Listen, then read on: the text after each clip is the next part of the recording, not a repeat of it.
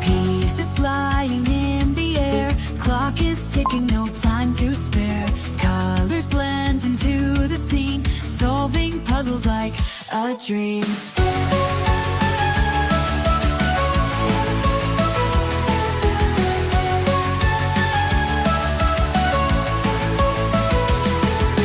Hands are moving light and quick, got our tricks and perfect flicks. Every corner piece fits tight, speed puzzlers, we own the night. Puzzle mania fills the room, hearts racing, we feel the zoom. Victory is almost near, speed and fun, we have no fear.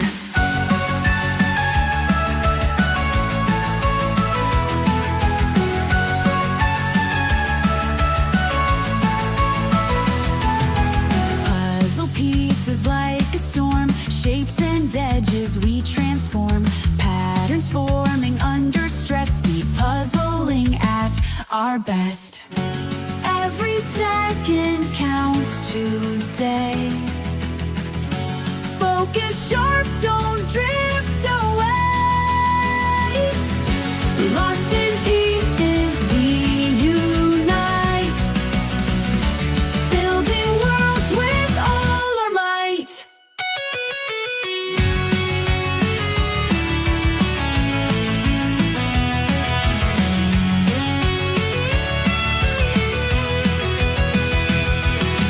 Whispers humming in the air, laughing, dancing without care. From the chaos order springs, puzzles solved in joyful flings.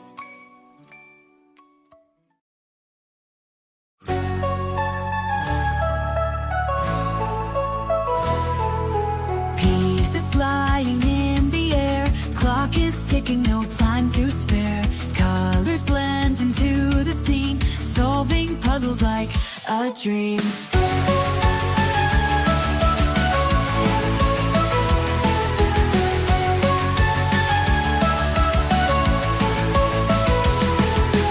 Hands are moving light and quick, got our tricks and perfect flicks.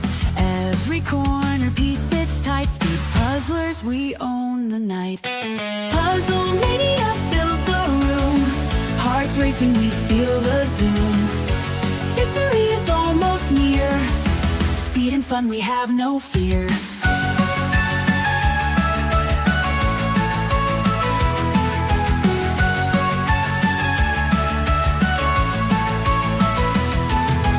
Puzzle pieces like a storm, shapes and edges we transform. Patterns forming under stress, speed puzzling at our best. Every second counts today. Focus sharp, don't drift away. Lost in pieces we unite, building worlds with all our might.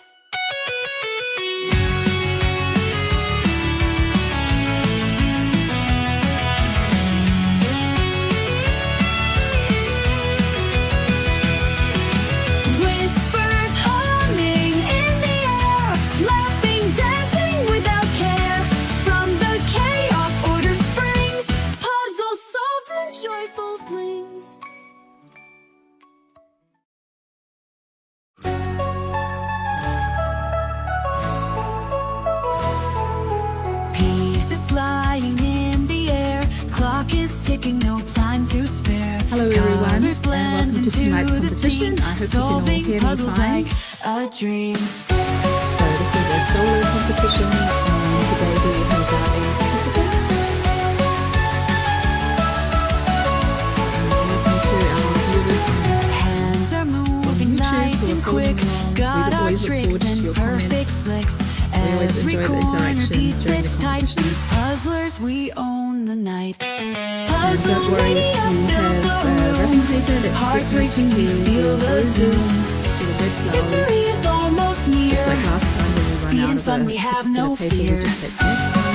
The main thing is that your puzzle has the right label on it. It should say PJJ number 2.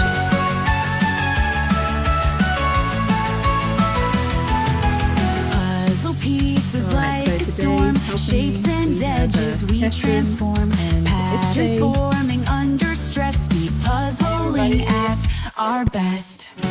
Every second counts today.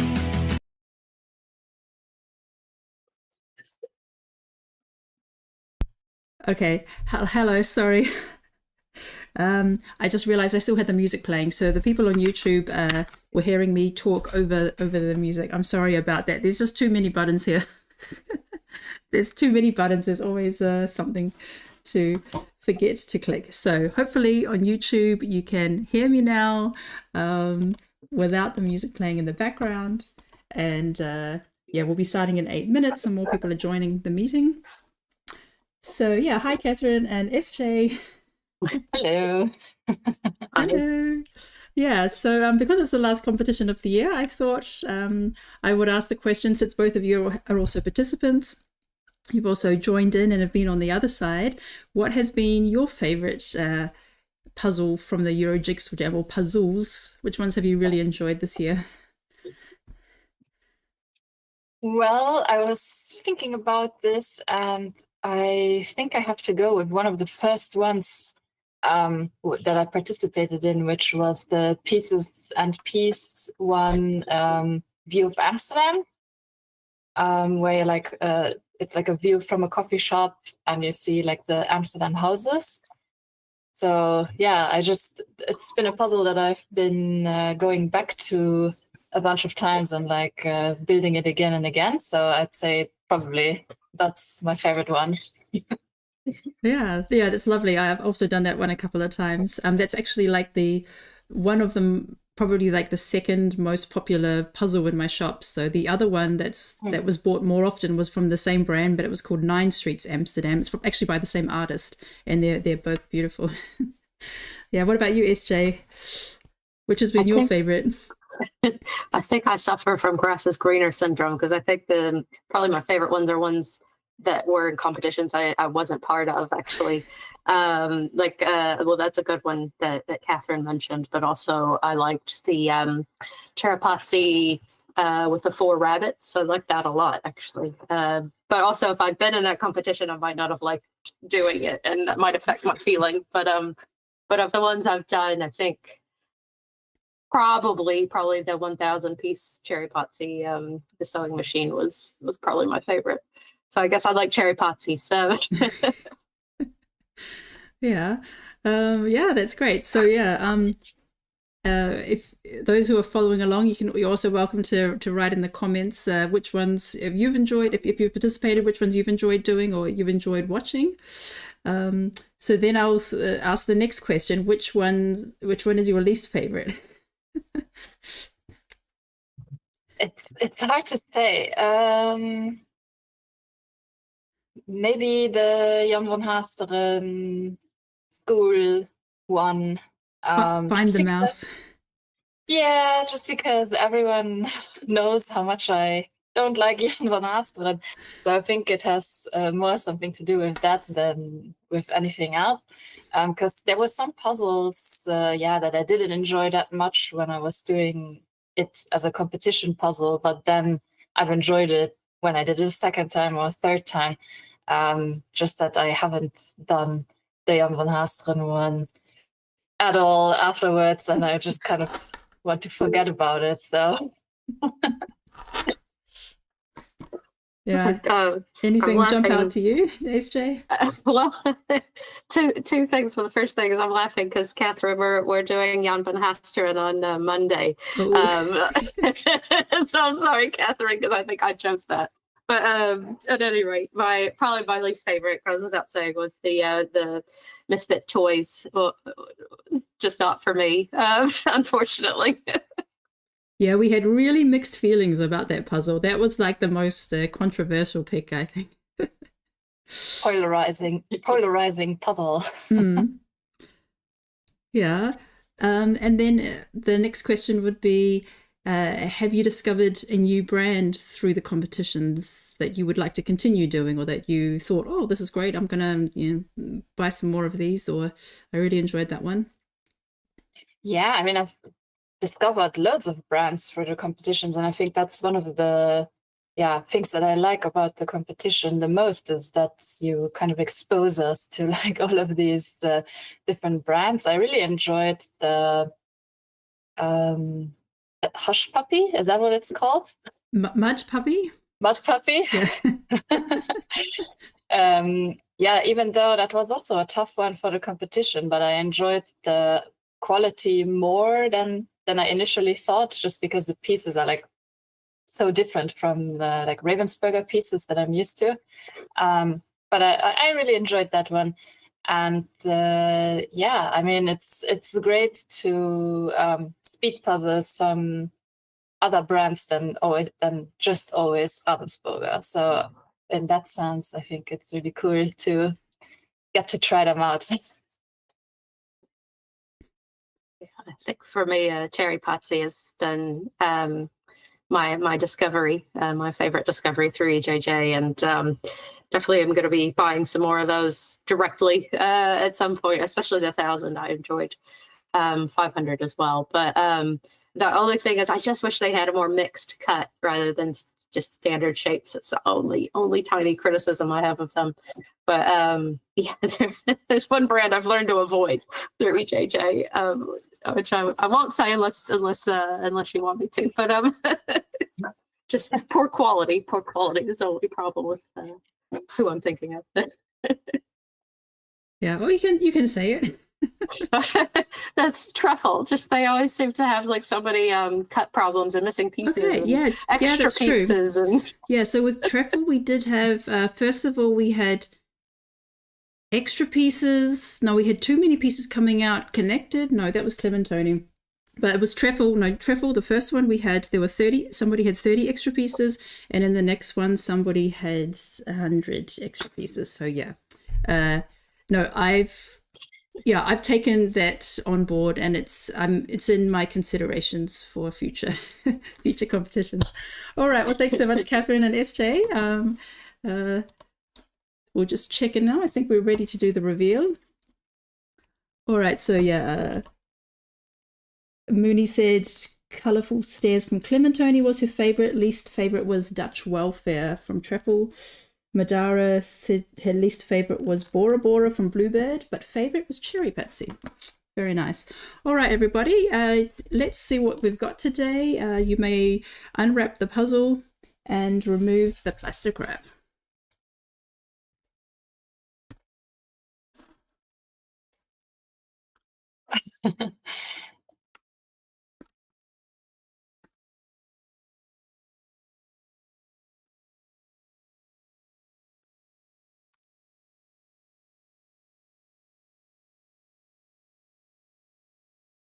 Oh, wow. I wonder how people feel about this puzzle.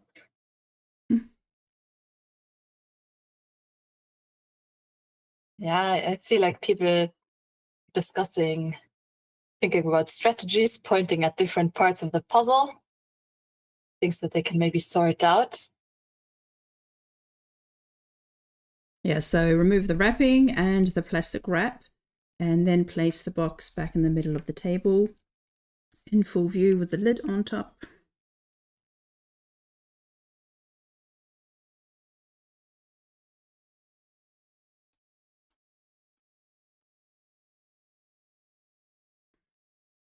Okay, looks like we are ready to go. Let's do a countdown. 5, 4, 3, 2, 1, go. And they're off.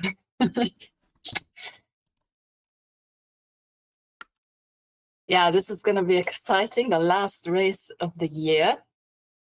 So we're going to see who's going to win this last puzzle tussle of 2024. And maybe we'll have a surprise. All right. So we have 2 little hedgehogs. The puzzle is called Cute Visitors. So the hedgehogs are on a nice mossy underground. There's some tree bark at the bottom, moss and flowers. Then 2 large trees in the background and kind of a blurry forest background. There are a few daisies around that stick out that are definable. The trees are different color, and you do have like a lighter patch here in the middle. Yeah, I think in terms of an animal puzzle, it seems like a relatively doable one, because I think the parts of the animal that would be hard to do are like the spikes, but I think they're relatively small considering this is a 500-piece puzzle.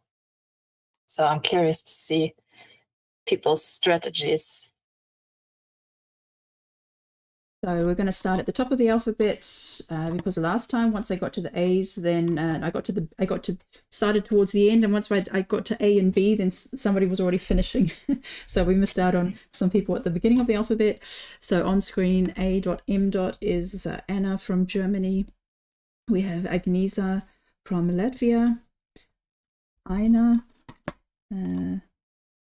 No registration from Aina.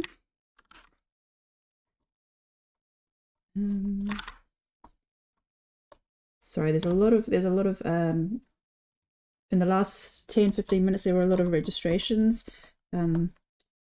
Okay, so Aina, I don't have a registration from you. Please do that afterwards, and yeah, just so we can make sure to put you in the results. Then we have Annelies from Belgium, Anami from Switzerland, and Arkadiusz from Poland.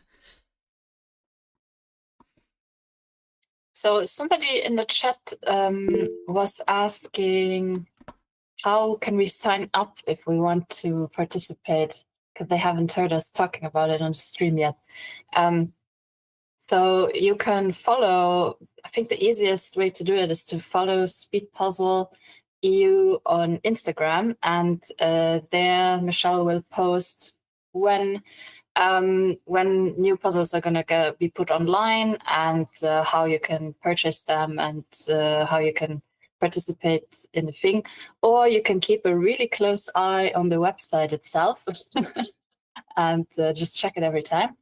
Or if you don't want to do the social media thing, you can sign up to the newsletter, right? And then people can also get information through that way. Yeah, so before we do a big drop, so a big release of the next batch of mystery puzzles, we always do an announcement a couple of days before on our newsletter, so that so whenever people write to me and say, hey, I just went to the website and there's nothing there to buy, it's because it means that they're all sold out. However, this time we do actually have a few available competitions still available, and the next drop will probably be sometime in like mid-January, I assume, or mid to end of January. All right, so we have Astrid from Denmark, Benjamin from the UK, Birgit from Germany, Carolyn from Germany, and Catherine from USA. Now, Catherine says that the hardest puzzle she ever did was called the Red Menace. That's a really good name. It's an all red circle puzzle that she did when she was 12 years old. Oh my gosh. Yeah, puzzles that are only one color are tough, but I guess having it round makes it slightly easier than having it just square. So I guess maybe it was a little bit easier than if it was square, but yeah, they just take time. We just have to try every piece everywhere. Yeah, it sounds like something Karen Puzzles would like. She likes these single colored circular puzzles. Yeah, so we can see some are going for the border, and yeah, some are pulling out the lighter sections, so that kind of I guess the sunshine shining through the trees, that lighter patch in the forest background, some are separating those out. Yeah, so Arcadius is going directly for the border, while Astrid is making more piles, and it looks like Benjamin is doing some more sorting up front as well. Yeah, and I guess with a puzzle like this, it does make sense to start with a sword, because if you're not going to be working on the trees right away, then you can just kind of put them to the side and like forget about them for now and then work on them later. Plus, you know, it has relatively well-defined sections. I'm not sure how well you can see it on the pieces themselves. But if I just look at the image, it looks like it should be relatively easy to pull out the daisies, to pull out the lighter backgrounds, to get the tree trunks away, to get everything that's like hedgehog related into another pile.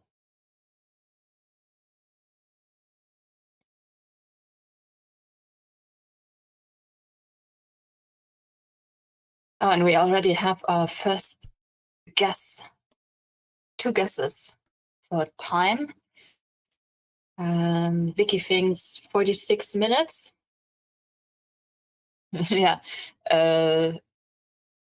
She also says it looks difficult, but maybe not for everyone. Yeah, if you're used to these types of images, then it's probably not that difficult. I mean, I've seen more difficult animal puzzles for sure. Akio puzzle, I hope I pronounced that correctly, says 43 minutes. So far, yeah, the guesses are in the 40s. I would assume also we're going to be somewhere around there, maybe mid 40s. It's when we have Chiara from Italy, Kieran from Ireland, Claudia from Germany. Oh, we have 2. Also Claudia B from Germany, Claudia W from Germany, and Danique from the Netherlands.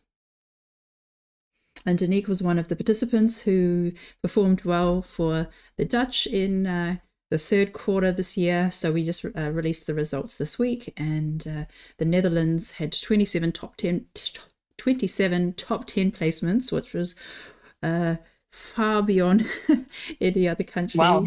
And Danique was one of the standout participants. Well done, Danique. Yeah, I've seen her name pop up all the time in these Euro Jigsaw Jams, and also always in the top 20-ish. So yeah, really well done.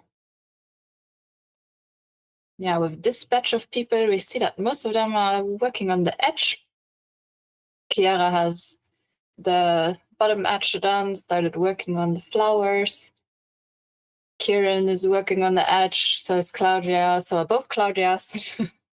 And Danique is, I think, working on the top edge right now.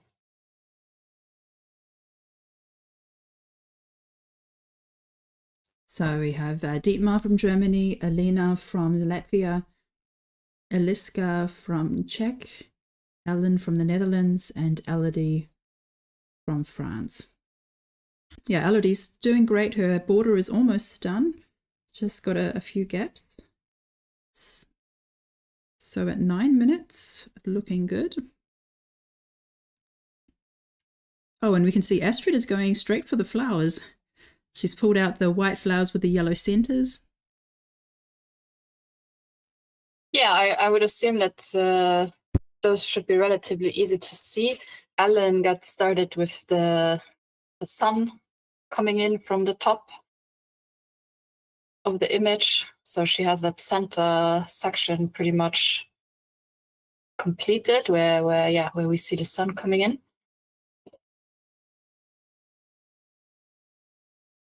everybody else working on the border. So it seems to be really popular to start with the border with this one, and I can see why. If you have all of these greenery, flowers, things like that, it's probably good to have kind of an framework to put your things into.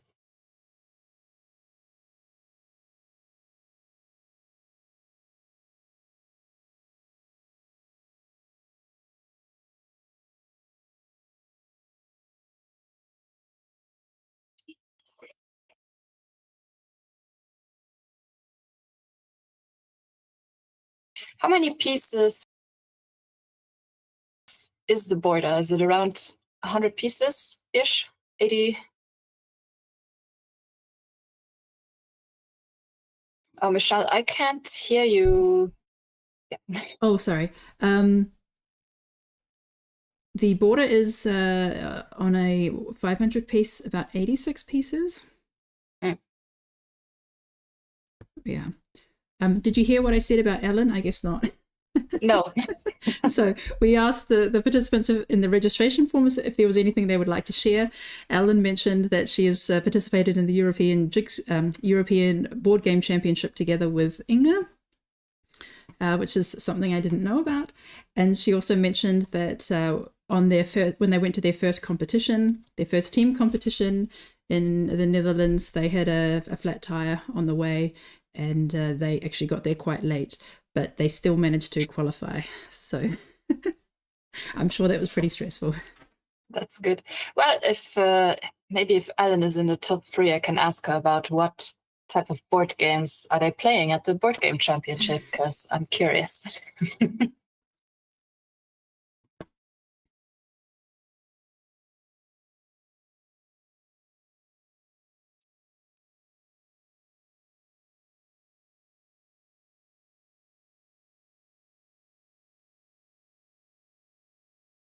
So I'm leaving Elodie on the screen for a bit longer, just to show some different people that we that don't usually get so much airtime, you could say. Yeah, I was very happy when Elodie came up and introduced herself at the Worlds, because I had seen her name pop up several times in our competitions, but didn't really have a face for it. And she and her pairs partner popped by, so that was nice to meet her. So we also have Amelia doing great work on the border, slightly ahead of Elodie. Emma also doing the border, but she's also got the flowers done. So those are nice little islands. So yeah, I also went, did some of the flowers quite early on. They are nice little sections that are easy to pick. They're easy to find in the pile, and because they don't take up so many pieces, like maybe 8 pieces, 8 or 9 pieces are the biggest flowers. You've got some nice little islands done. We can see that Eva also looks like she also has taken out some of the flowers and has them completed already before she did anything else. Mm-hmm. And so did the person on the bottom right, whose name I don't know. Yeah, so so we have Eva from Germany, Everly from Estonia, and on the bottom right is Forteni from Cyprus. Yeah, because in this image, you don't really have too many sections, you could say. Like the hedgehogs are kind of like too big a section to start with at the beginning. And then the rest of the background, it's kind of just blends out. So I can imagine that many people will start with the flowers before they move on to like the bigger sections.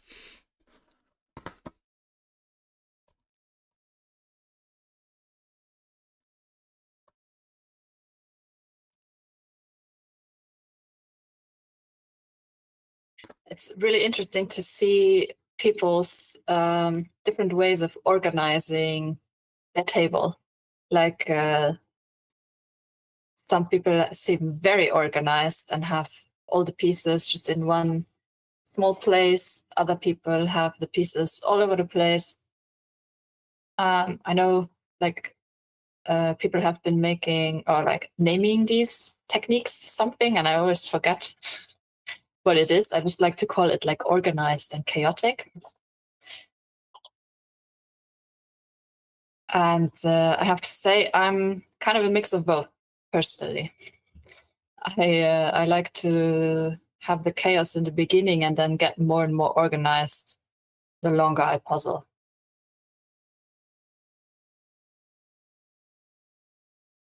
So we also have, so I'm leaving Emma from Sweden on the screen for a bit longer. She's done quite well. She's participated a couple of times and was in the top 20. And I have to say, I didn't recognize her name before that. When I think of Sweden, I think of Tobias and Sarah and that family. So when I saw her pop up in the top 20, I was like, okay, I need to take a closer watch of her. So we also have Franziska from Germany. She was participated in Trier and won all 3 categories. Then we have Freya from Denmark, Hannah from Finland, Inga from the Netherlands, and Iris from Denmark.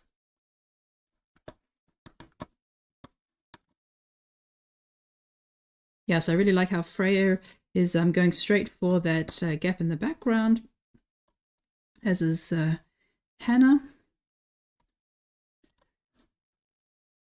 Yeah, it seems to be a very popular starting thing to do, the light sunspot in the background, or the flowers, or the edge. We have yet to see someone to start with the hedgehog. Yes. I don't think we'll see it. Someone who likes pain will start with the spikes.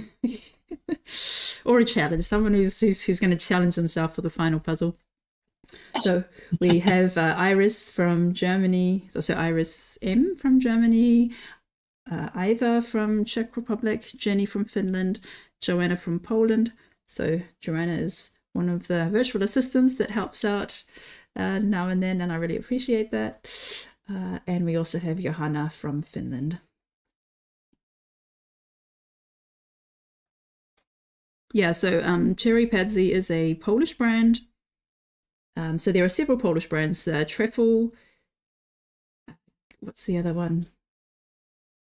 Castelland, and I feel like there's one other obvious one that I'm missing. Maybe a Polish person can remind me the names of them. I feel like there are 4 of them, but maybe there's only 3. Maybe someone in the chat knows the 4th one. But CherryPazzi is a relatively new brand, isn't it? Yeah, so I mean, I know them as long as I've been speed puzzling, but I only started speed puzzling in January. So maybe they started last year, I have the impression. Yeah, because I had never heard of them before the Euro Jigsaw Jam. Whereas I did hear of Castelland and which other brand did you say before? Treffel? Yeah, exactly. So definitely have heard of those. Yeah, I think it's also because it's a smaller brand. I mean, Treffel, so like typical brands like Ravensburger, Schmidt, Treffel, Clementoni, like puzzles is only one of the things they offer. They're huge corporations and they make board games and kids' toys and kids' books and all these kinds of things. And then there's like, so people have also heard of them through other toys and games. But CherryPazzi is only doing puzzles. They only do 500, 1,000 and 2,000 piece puzzles, but they are rapidly growing since I've been working with them. Like they keep adding every few months some new puzzles, so it's quite exciting to see their company develop. And they've got great customer service. I really enjoy dealing with them. Oh, we do see someone starting with the hedgehogs. Cool. Jörn. Oh yes. Jörn. Yeah, so Jörn in the top right hand corner is going straight for the hedgehogs. I mean, you can with the hedgehogs, so the eyes stand out. The eyes and the nose are very black, and the face is actually a bit more of a white, lightish grey. So I did notice early on the pieces in the pile of the eyes and the nose, but I just kind of tended to ignore them. But when I did start to do the hedgehogs, I did start there. The fur on the face is like lighter and very dense, so it's a lot like closer together. And then you can differentiate the fur from the spikes. So yeah, Jörn's making great progress there. Yeah, and I mean, yeah, he's almost done with the hedgehogs. It looks like he's definitely making progress on them. So good luck to you, Jörn. Hopefully it didn't slow you down too much. But I mean, everybody has to do the hedgehogs at some point. So we have, Johnny Lund. That's actually Jane Lund from Denmark. Jörn Schreiber from Germany. Jukka from Finland. Kati from Germany. And Katrin from Switzerland. I'd like to keep Jörn up there. I'm quite curious to see how he progresses. What does he do next?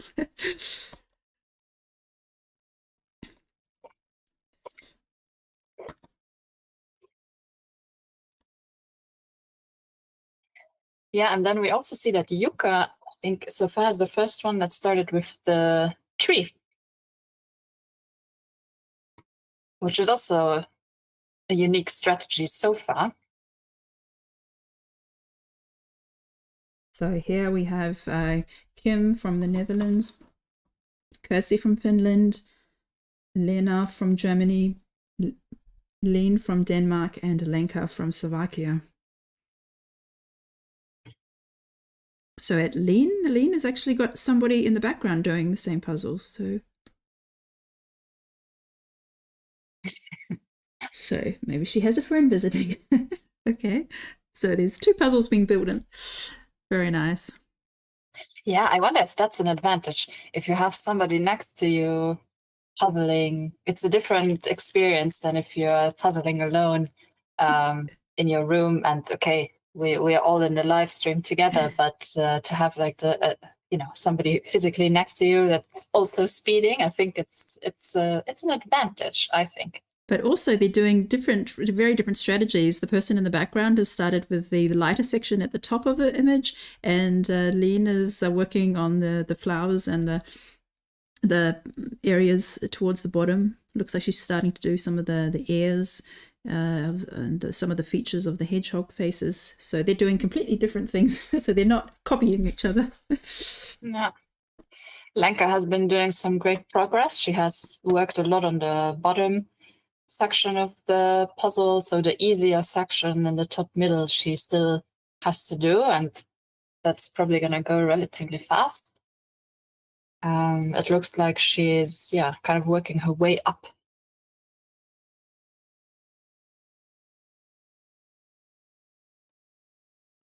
So we have Linda W from the Netherlands, Lisa from Denmark, Liz from Germany, Lynn from Belgium, and Matja from the Netherlands.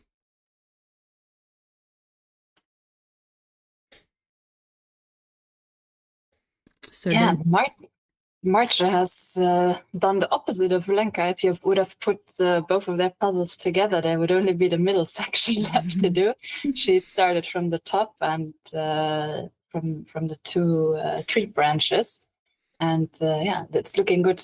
Like a good third of the puzzle is done. And Linda also started with the hedgehogs. I mean, it is nice. I mean, if you do that section, you've got it's a big section when the 2 hedgehogs are done. You can see on your screen, like it looks like half the puzzle is done. Yeah, you just got to build around it. Yeah, so that's Linda's doing great. But yeah, the good thing about here is that even though there's not that many colors in the image, there are some good starting points. So if you get stuck, you can just move on to something else that catches your eye. So Matja's doing a bit of everything. I mean, she's got a big top section done. She started with the trees in the background. Now she's on the flowers, and she's hopping around to some other features in the lower section. Yeah, we know Marcia is a very fast puzzler. So yeah, it's always interesting to see, like, I would say this method of what she's doing is a bit more chaotic than maybe some other like fast puzzlers are going. Like I see a lot of these really fast puzzlers just kind of like just building the image like from the bottom up, from the top down, from left to right, or like from the middle out. And rarely like starting from random places. But that's the fun part about puzzling. Everybody has a different way of doing things and has different strengths. And there's many different ways that you can solve a puzzle very fast. We have Madara from Latvia, Maya from Finland. So Maya and Jenny are sister-in-laws. And they both love speed puzzling, and yeah, they share the same Instagram account, so that's quite nice to see. We also have Maita from Belgium, Mandy from the Netherlands, and Mari from USA. Oh, looks like Mari is cold, or she had to run very fast from the outside inside to start puzzling and didn't have time to take off her jacket.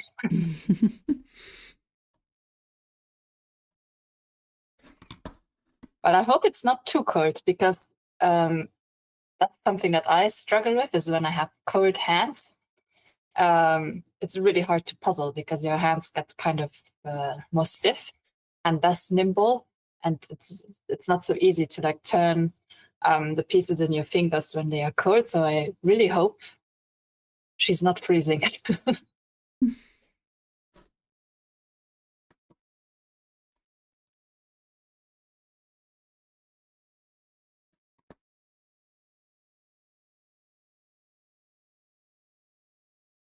So what is the time right now? How long have we been? So it's 26 minutes. Okay, so for the people who guessed, yeah, in the 40s, that means that we would be about halfway now. Yeah, maybe. Yeah, we're not seeing anyone yet, so pull too far ahead. No, yeah, this like one did take me took me a bit longer. I would say it's so medium to hard difficulty. So we have Maria TB from Sweden, Marcus from Estonia. Actually, I'm assuming that's Marcus from Estonia. I don't have a registration. Usually he's on the other side commenting in the chat. So good to see him participating. And we have Marilyn from Estonia, Miller from Finland, Mooney from Germany, and Natalie from Germany. Yeah, we're seeing people start in all different places here. So this one, I mean, it's so different compared to like the puzzle on Tuesday evening, where it was just 4 color blocks, and it was just like there wasn't really much difference between where you start. Like it was just, you just do that block and then you move on to the next color block. That was the Harry Potter themed puzzle. And here it's like you can kind of start anywhere. Yeah, I mean, technically with the Harry Potter one, you also could start anywhere, and people would start with different colors and like end with different colors. But it was, yeah, I think everybody was very methodical there and like did like one section after the other. And here it's really like, yeah, pick whatever you see first and go with that.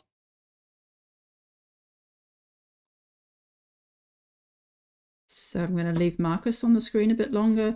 We have Nia from the UK. She has done so she started the Disney 40,000 piece puzzle, and she mixed together all the 10 packages. Each package contains 4,000 pieces, and she massively regrets it. I mean, yeah. So most people do it as like one puzzle is 4,000 pieces and then they move on to the next one.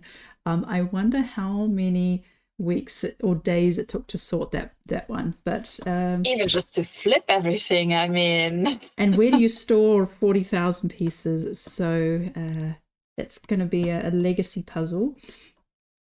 Yeah, I mean, in a way, she is probably then the only person who actually did a 40,000 piece puzzle, because everybody else is doing like a bunch of 4,000 piece puzzles or a bunch of maybe 6,000 piece puzzles. I know some of them come in bags of 6,000, and maybe she'll be the first one to ever do like one of those giant puzzles completely as one puzzle. Well, she's very brave. I'll give her that. Going to be a long project. Yes. So we also have Nina in the top right-hand corner from Denmark. In the bottom left is Nina from Germany. Oh, Nina has done some great progress, like really filled out the bottom section. Yeah. So we can starting to see there's going to be two hedgehog-shaped holes left. Holes. Yeah, then we've got Nora from Finland and Olivia from Poland. Now, Olivia's, yeah, it looks a bit similar to Nina, but Nina has done an, yeah. Nina has that tree, one of the tree trunks, Yeah. already done, and looks like she's working on the other one.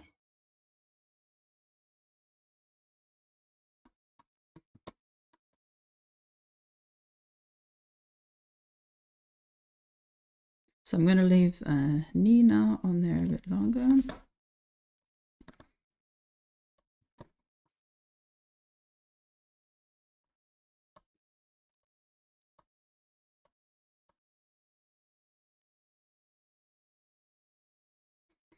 So we have Rebecca Taylor from the USA, Rika from Denmark, Sammy from the USA, and her little assistant there looks like a good friend of the Hedgies. Yes, he fits right in. Then we have Sanna from Finland and Selma from Sweden. And I think this is Selma's first solo competition in the Euro Jigsaw Jam. We've seen. Hey, welcome. Yeah, we've seen her participate in pairs with her mum, Sarah Christensen, and I'm sure she did solos at the Worlds. But yeah, good to see her participate on her own tonight. Rebecca's puzzle also looks very, very solid. She has that whole top section done. She's working on the bottom section, and she just has to like fill in that like broad, like kind of stripe in the middle with the hedgehogs and that one tree trunk. Yeah, so we're nearing the end of the alphabet, and it looks like we're getting closer to. Yeah, it looks like Becca is about halfway done, so we'll soon be seeing others at a similar level.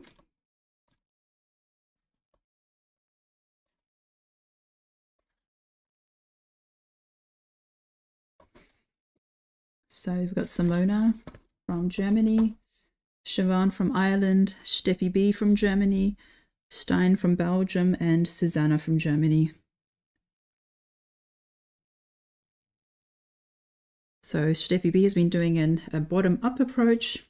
So she's got a really solid sections. So she's, you know, like it's really complete. There's like, I can see one missing piece in that section. Otherwise, she's not kind of darting around doing a little bit here and a little bit there. Like she's really, yeah, just doing a really solid job there. Yeah, Simona. Also busy with the hedgehogs. We can see that the people that did start with the hedgehogs seem to be a little bit slower than people who started in, or maybe not slower, but have put less pieces together. And it's just, you know, it's a tougher place to start.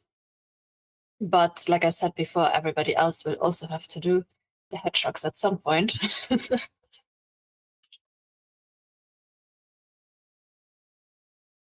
Yeah, I didn't find them that bad, actually. I mean, I feel like there's a lot other animals that I really did struggle a lot more with, but once I really focused in on the face and the really like tight hairs, the really dense hairs, and then later I could tell the difference between them and the spikes, and then I worked on the spikes a little bit later on. It actually, it's not as big as it looks, I have the feeling. I mean, there's definitely more other puzzles with like where the animals take up more than 50% of the image. Here they're about a third, so it's not that difficult. So we also have Tamar from the Netherlands, Taya from Finland, Valerie from Germany, Veronica A from Austria, and Veronica V from Slovakia.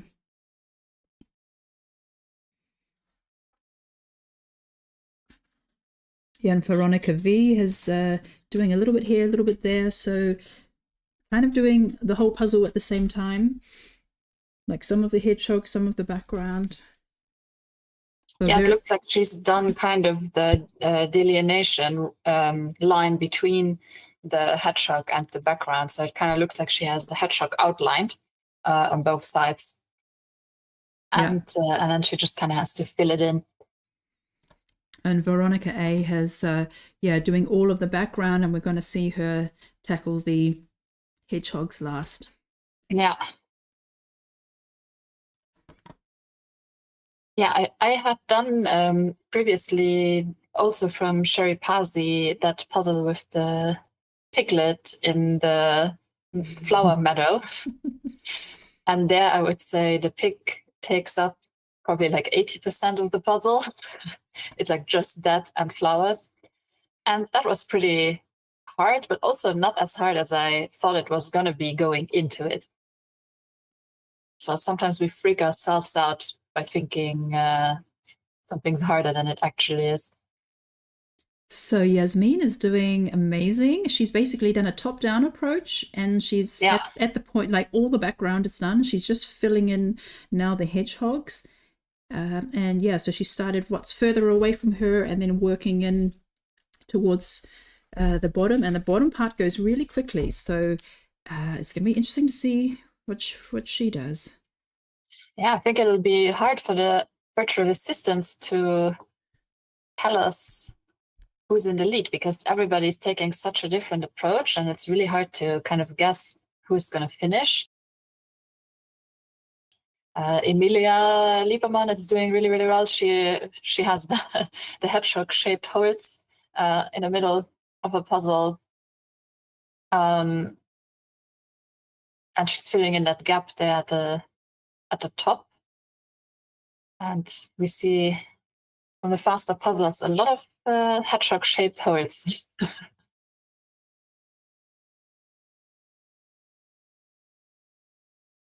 So from just looking at the number of pieces that are left, it would be a toss-up between Emilia and Chiara. They're working on different sections, so we're going to see what's going to go faster. I think Chiara has the edges in that the background. I found the background easier than the hedgehogs, and Emilia now has to kind of close the gap, work on the outside towards the middle, and do a bit of shape sorting through all those spikes, and really look at the direction of the spikes, which one are vertical, which ones are horizontal, and kind of follow the wave of the spikes on the back. But Kati and Alan also doing it really well. Veronica, Yasmin. Yeah, now it's a moment where the positive self-talk when you're puzzling will be really beneficial, when you can tell yourself all the good things you need to hear when you're trying to race these last few minutes of the puzzle and like try to finish before anybody else finishes. It's always fascinating to me how you can motivate yourself to keep pushing and pushing, especially towards the end, because you're already tired from puzzling for 35 minutes straight and being highly concentrated. It's like these last few minutes to have this push to do that and to just race until the end. I really admire that.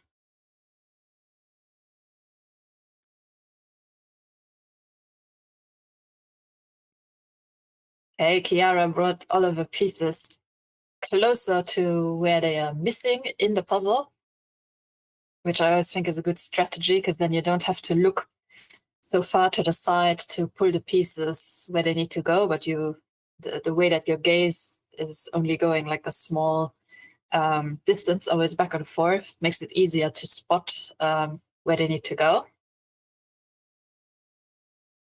Ooh, this is exciting.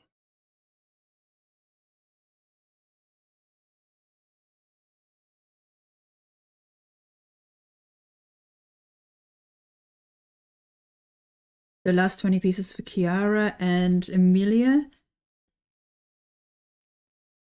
I think Chiara has the edge here, but it's going to be close. And Inga not far behind.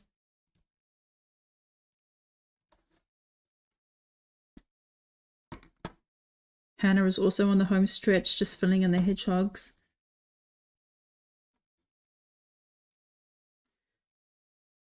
Yeah, Chiara might have the advantage here because the pieces that she has to fill in are easier than filling in those hedgehog pieces. So they go in, boom, boom, boom.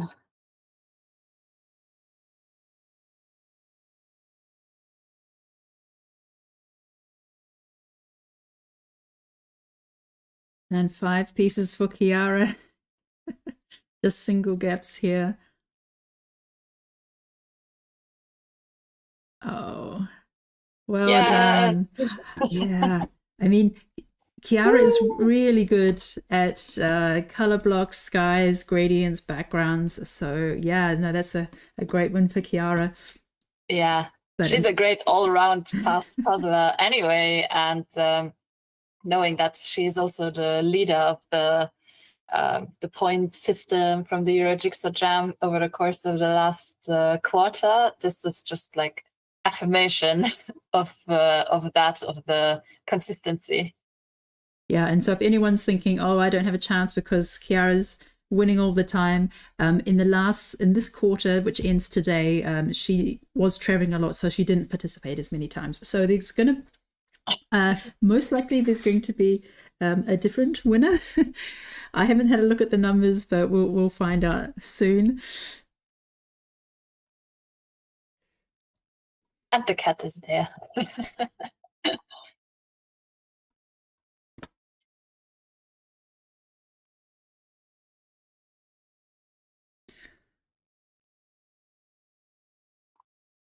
Hannah, 20 pieces, filling in the spikes. Inga has done the hedgehogs, and she's only got the green on the left, the green trees. There's also some flowers breaking up the trees there. A little bit blurry in the background, but I think it's going to go really fast. And Amelia's just got 10 pieces of the spikes left. She's in her rhythms, swaying as she does, keeping her momentum going. But Kati is just in a very similar position, just a little bit behind Amelia. Yeah. There's the top spikes on the top of the backs there. Mari's looking good as well. Got a little bit more. But meanwhile, if we look at Yasmin, she's only got the bottom of the background, the bottom of the foreground to do. Oh, Emilia. Well done. Well done. Second place. She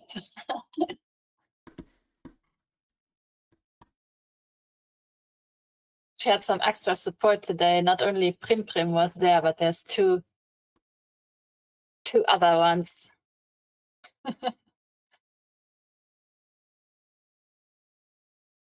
And I think Yasmin's got it just, was it Yasmin or Inga? We've got like, Yasmin just has a handful.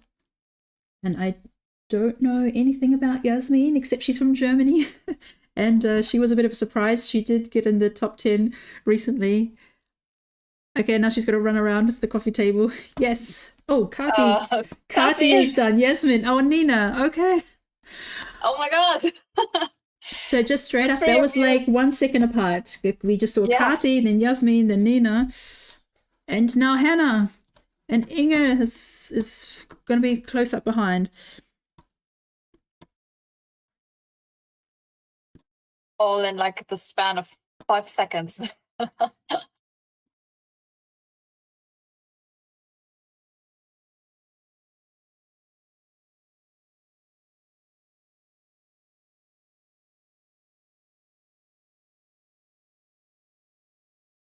Yeah, everybody's really close together here. The first 6 finishes all happened within 3 minutes of each other. Yeah, and the time is 44 minutes. So the timestamp says Chiara finished at 41, then Amelia 2 minutes later, and then Kati, Yasmin, and Nina and Hannah all in the same minute, 1 minute later. So my time. What a great race. So my time for this puzzle was 1 hour and 1 minute.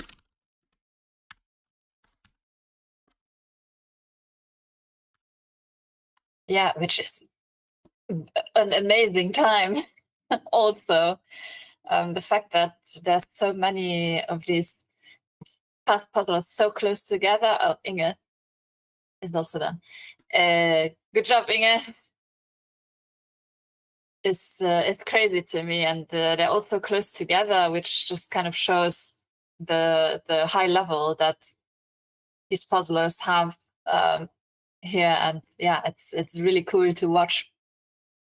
Yeah, and this puzzle brand only has the 2 in 2 out shape, but within that there is a lot of difference from the angle. Some are quite pointy, some are quite rounded. There's big pieces, small pieces. So when you get to the stage when you're just filling in the back section, whether it's the hedgehogs or the background, you can really look at shape, and it goes quite quickly, even though you don't have the other shape options.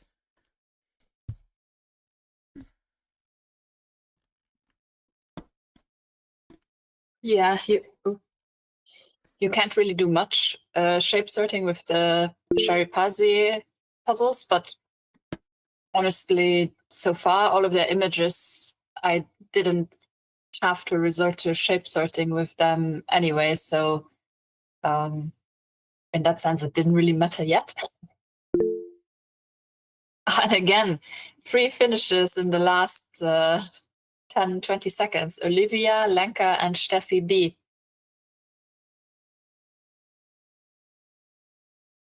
Well done. And Veronica A also done.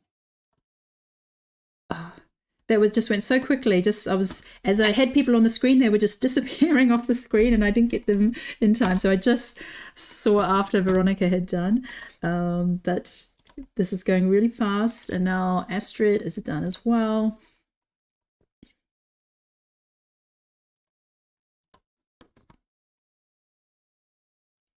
Yeah, like I feel like if this was a Ravensburger, this would take me a lot longer. I think I somehow get on better with the CherryPazzi cut than I do with Ravensburger. Yeah, the CherryPazzi pieces are a little bit thicker than the Ravensburger pieces. Not much, but just slightly so. And I really enjoy the finish of the CherryPazzi puzzles. Like, they really don't have any glare, and also no puzzle dust, or barely any puzzle dust.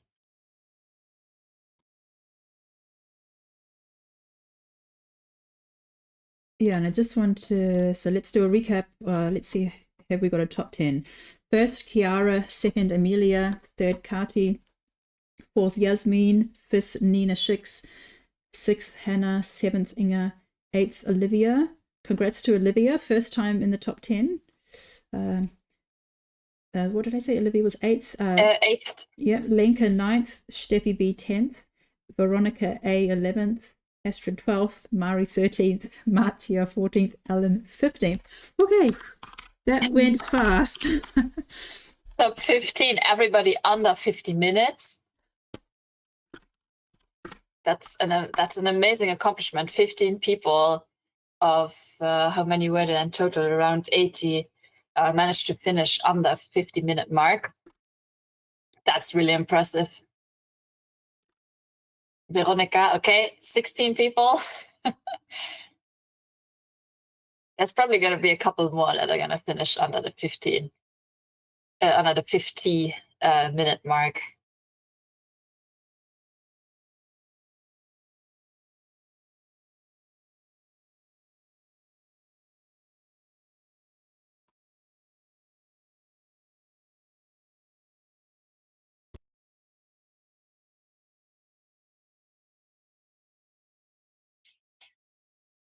Screen right now we have Becca Taylor, Tamar, Valerie, Jörn, Sammy, and Anami.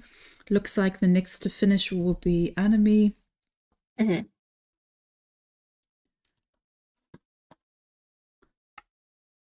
But yeah, looks like everyone's doing well. Let's not forget Danik.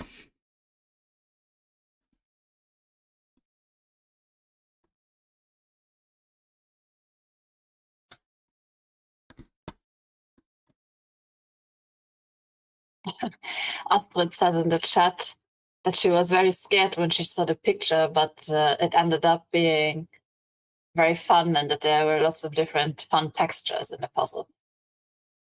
So yeah, that's kind of what I meant before. Is like we, as puzzlers, we look at the picture and then we go like, oh no, there's this in it, or there's that part in it that I don't like. But you never know unless you do the puzzle how it's actually going to be.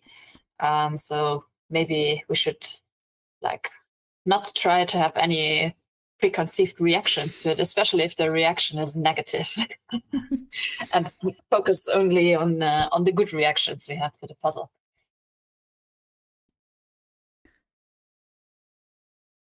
So Sammy's just working on the top spikes. Danik has just got single gaps in the background on the top left, and Anime's filling in little patches here and there on the backs of the hedgehogs.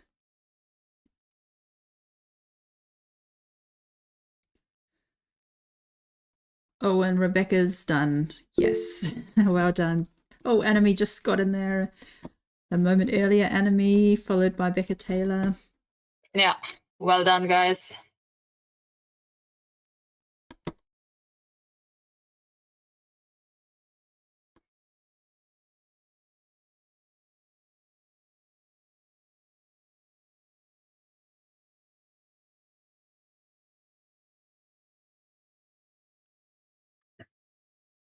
All right, so it looks like things have slowed down for a moment. So, well done, Danik.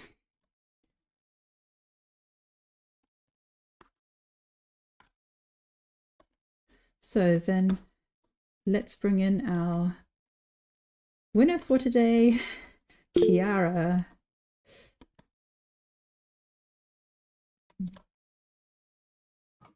Hi. Hello. Hi. So tell us about the puzzle. It's adorable. Like the name, it says cute visitors, and like I opened it up and I thought this is so cute. Yeah, I just loved it. These hedgehogs are just adorable. So yeah, perfect puzzle to finish the year. Do you like the generally puzzles with animals on it, or what is your immediate reaction when you see an animal in a puzzle?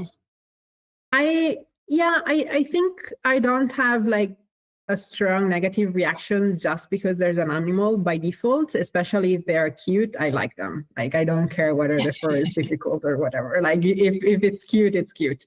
And a lot of the animals on the puzzles tend to be cute, especially when it's like puppies or like kitties or things like this. So I do like those kind of puzzles a lot. Yeah.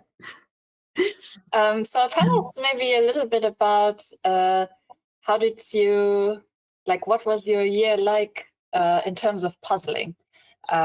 Maybe like, how did it start? How did it end? Like, was there progression? What are some highlights? Just kind of what would you like to share about your year of puzzling? Well, the year is very long, so I have to say that I can't like remember the entire year like right now. But yeah, for sure it has been a big year of puzzling. I have done a lot of competitions. I think it has been fun. Like from the spring, I did like a few of those like long team competitions, and then there's been a lot of training this year for Worlds. Highlights was, well, competing with Kati for the first time. Like that has been for sure a great highlight of the year.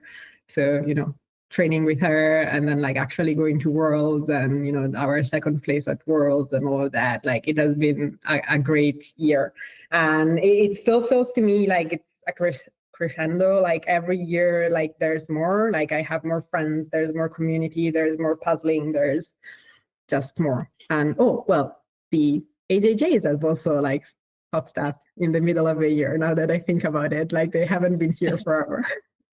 And yeah, there's all of that. And I've spent a lot of time also improving like everything, like even my setup. Like I didn't used to have like what I have here right now. Even now, like I set up like all of my extra lights and things, and you know, we bought different light bulbs for here on top of the like dining table.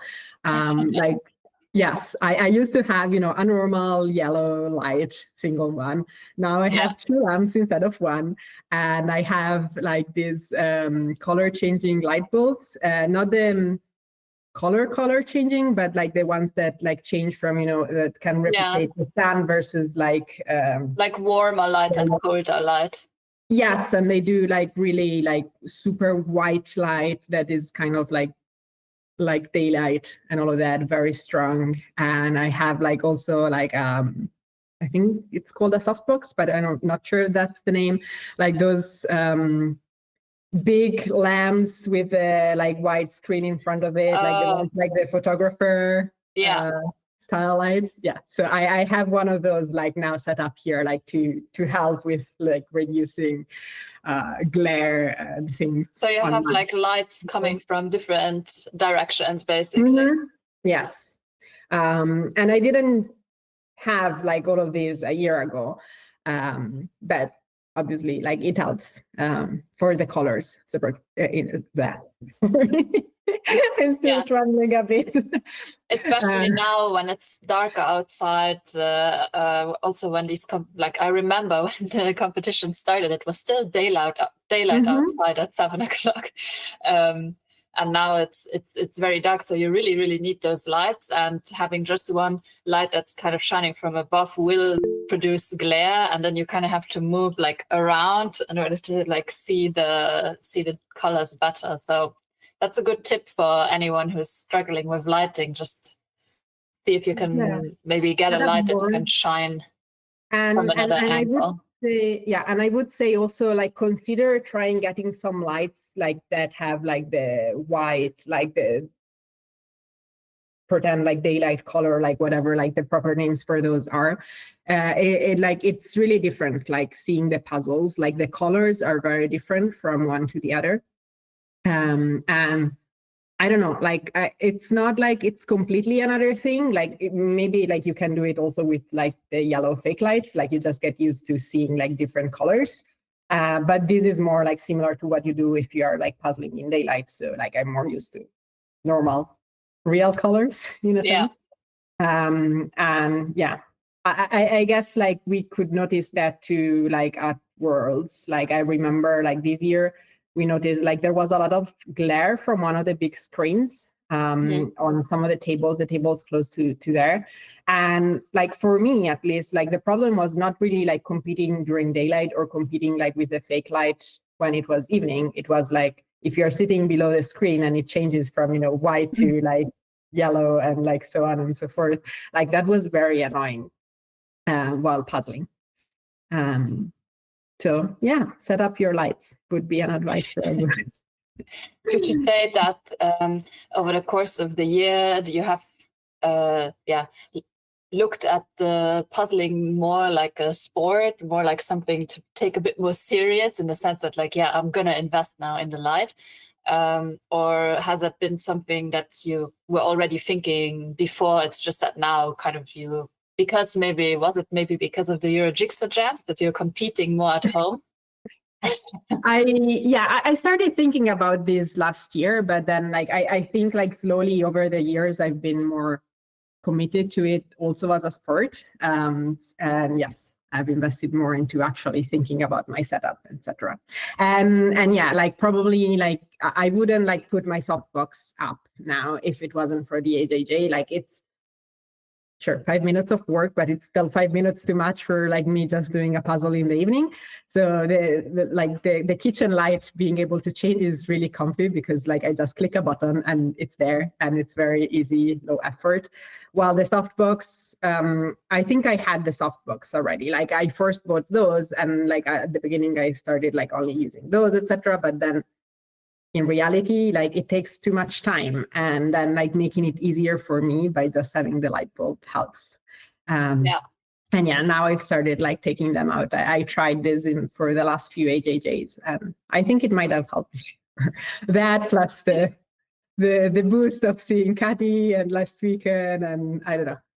This week is good. Yeah, you have the energy that's like helping you. I think so. Yes. So looking into the future, do you have plans for 2025? Like, what's your goal for the year? Like, is it going to be getting even in better placement at Worlds? Are you going to focus more on solo, more on pair? Because I think you and Kapi work really, really well together as a pair, and I think you probably could take the title next year. You guys continue to practice. So what are your like, plans? Well, I don't want to jinx it, but yes, it would be nice. We're knocking on wood. Thank you. Me too. I think we both believe that we could get there, especially in pairs. We work really well together. So for me, I think pairs would stay as like the biggest event for me. Like I'm not going to be the world champion. I don't think I have that in me. Also, like I don't have that much time to train because I also had other hobbies and I have a job that I really love and like other things. So I'd like to continue kind of keeping my placement also in the individuals, sure. Like I am proud of myself for like my 11th place this year. Yeah, it's amazing. Thank you. I feel like I did improve this year. Like I have trained and like I got better. And like I wasn't hoping to do that well. And you know, it would be nice, but I don't think I have like in the expectations of like still being in the top 10 or almost for certain. But I still have things that I can work on and would like to, and like, you know, other people are going to show up and be faster, and like a lot of people are going to get better. So, you know, not getting worse at least is my goal. Keeping my times are doing it. I don't think you can get worse. I think it's a sport where you improve with every puzzle, and I think you learn something with every puzzle also. And yeah, I don't think you have to worry about getting worse. Do you think you're also gonna attend like the German Championship or any of the other like more official things that are happening next year? Yes. So like I already registered for the German Championship, and I'm going with Kati. She talked about it like the other day here in the AJJ too. So that's already happening. And then there's like the 24-hour in France. That's in March. And then I don't have plans for anything else yet, but I know that like they are probably organizing an Italian championship. I think there is a tentative date of May, or at least that's what is on the website right now. And so I would like to try and make that. And I have started hearing rumors, I don't know how official those are, that like about an European championship in July, I think. So I marked it on my calendar for now. And then apart from those, I don't know. I'll have to see what my calendar looks like and when and where like I can like actually manage to travel and go to. I also heard the rumors about the European Championship. I don't know where the rumors are coming from, but I like the rumors. I hope it happens. Well, I haven't heard anything about that. I heard something about a Scandinavian championship. Yeah, I think that's less of a rumor. The European Championship so far, I have not seen anything official, but there is this rumor going around that it's going to happen in Budapest in July, at the beginning of July, I think, over the course of two or 3 days.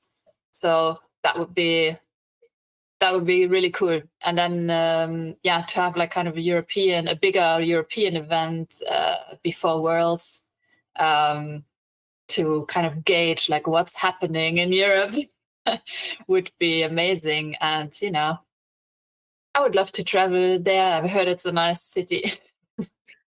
I've never been either, so yeah. Budapest sounds very inviting. I think we all need a reason to go to Budapest. Right. So Amelia says it's happening, but let's wait for the official announcement. Interesting. Yeah, but I don't know. For now, I plan on relaxing and taking a break from speed puzzling for the holidays. Like my next 2 weeks, there is no AJJs, and well, if there had been, maybe I wouldn't have signed up, because now it's like holiday time and like I need to take out one of the giant puzzles. I haven't fully decided which one to do yet. I have 2 here at home. I have been doing like a 9,000 for the past few years, like during the Christmas holidays. And I do have one. I have the Ravensburger 9,000, the one with the map that is like mostly all brown, like the historical map. But I also have a bigger one, which is a truffle. So, and it's like the 13,000 with Disney. And I've never done a giant puzzle by truffle, but like I decided to try it out.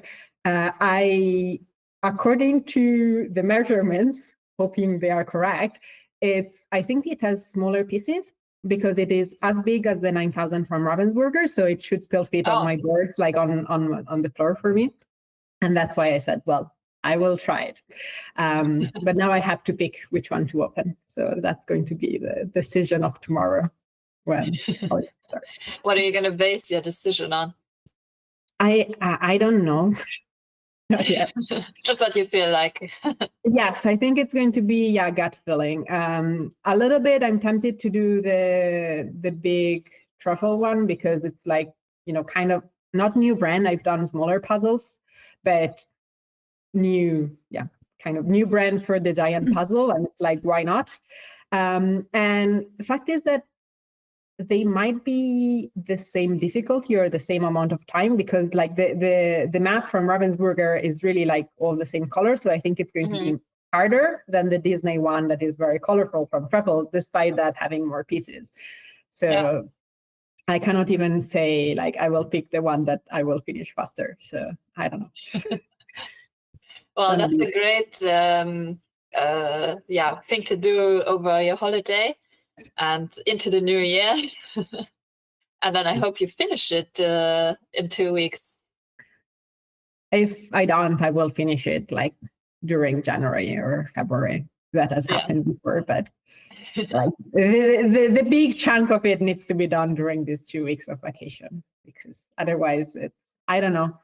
It doesn't work very well to open a giant puzzle in the middle of the year. There's not enough time between like just maybe half a day during the weekend and like 2 hours here and there in the evening. If it's about finishing, I can commit to it, but I had tried that before and it didn't work out. Like it ended up like being dragged along for 4 or 5 months until I actually had a week of holiday in the summer, and then I actually sat down and more or less done it. Finished it, yeah. Yeah. Do you have plans for the holidays? No, I'm gonna take like a complete puzzle break actually until like the mid of January-ish. That's the plan. Because I'll be traveling a lot, like back home and then back here and then back home again and then back here again. So like I don't want to be dragging around my puzzles with me everywhere the next 2 weeks. So I'm gonna just abstain and then see how like a complete break will transform into like, I don't know, how I will do afterwards with puzzling. And then enjoy your vacations and your puzzle Thanks. break. Yeah, thanks, Chiara. And yeah, congratulations. You've had a successful, fun, exciting year with lots of travel, lots of competitions. So thanks for being part of the Euro Jigsaw Jam. And have a great holiday and enjoy your big puzzle. Thank you too. Happy holidays and see you next year. Thank you. See you soon. Bye. Bye. Great. So just getting one wave after another of finishes. So we are at about 40 finishes so far. So 40 finishes at 1 hour and 10 minutes. We did have about 80 participants, so we're about half have completed. We still have 15 minutes to go. So keep on going strong. That's plenty of time. Yes. So let's check in with Emilia. Hello, can you hear me? Yes. Yes. Oh, you're on the move. Yes, we gotta do some Christmas slash Hanukkah groceries and stuff. But I'll give you the interview, so then we will go store afterwards. Well, Emilia, congratulations on your second place. You've been like killing it at the Euro Jigsaw Jams the last couple of times that you've participated. I think you won twice over the last like month or so. Is that true? I think this month I've only got, so this is my second place, and then last month I think I won twice. Oh, last month, yeah. For some reason, like the time for me is like not timing. Yeah. But I'm tracking these like achievements, so I know it was last month. So, what did you think about the puzzle today? Well, I mean, I think this was definitely one of those puzzles that you kind of like think that are harder. And then when you just go in full force, you realize at some point that it's not that bad. I'm not saying it was the easiest puzzle, but definitely like not the worst.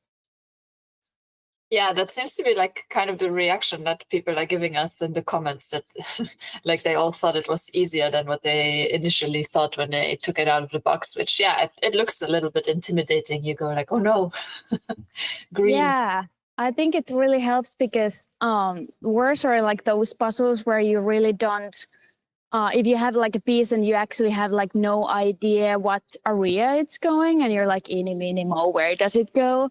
But I think with this one, at least with every piece, you had like an idea of the area. For example, the trees, they were actually very different, kind of like brown. So you knew which one is it. I think the hedgehogs was probably the hardest for me. And then one good thing always with the photograph images that you know that you really pay attention what is the focused area and what's the blurred area, because that is always something that is always there with photograph images. Yeah, those are good clues that you can see on the pieces, and then you kind of know where they're gonna go.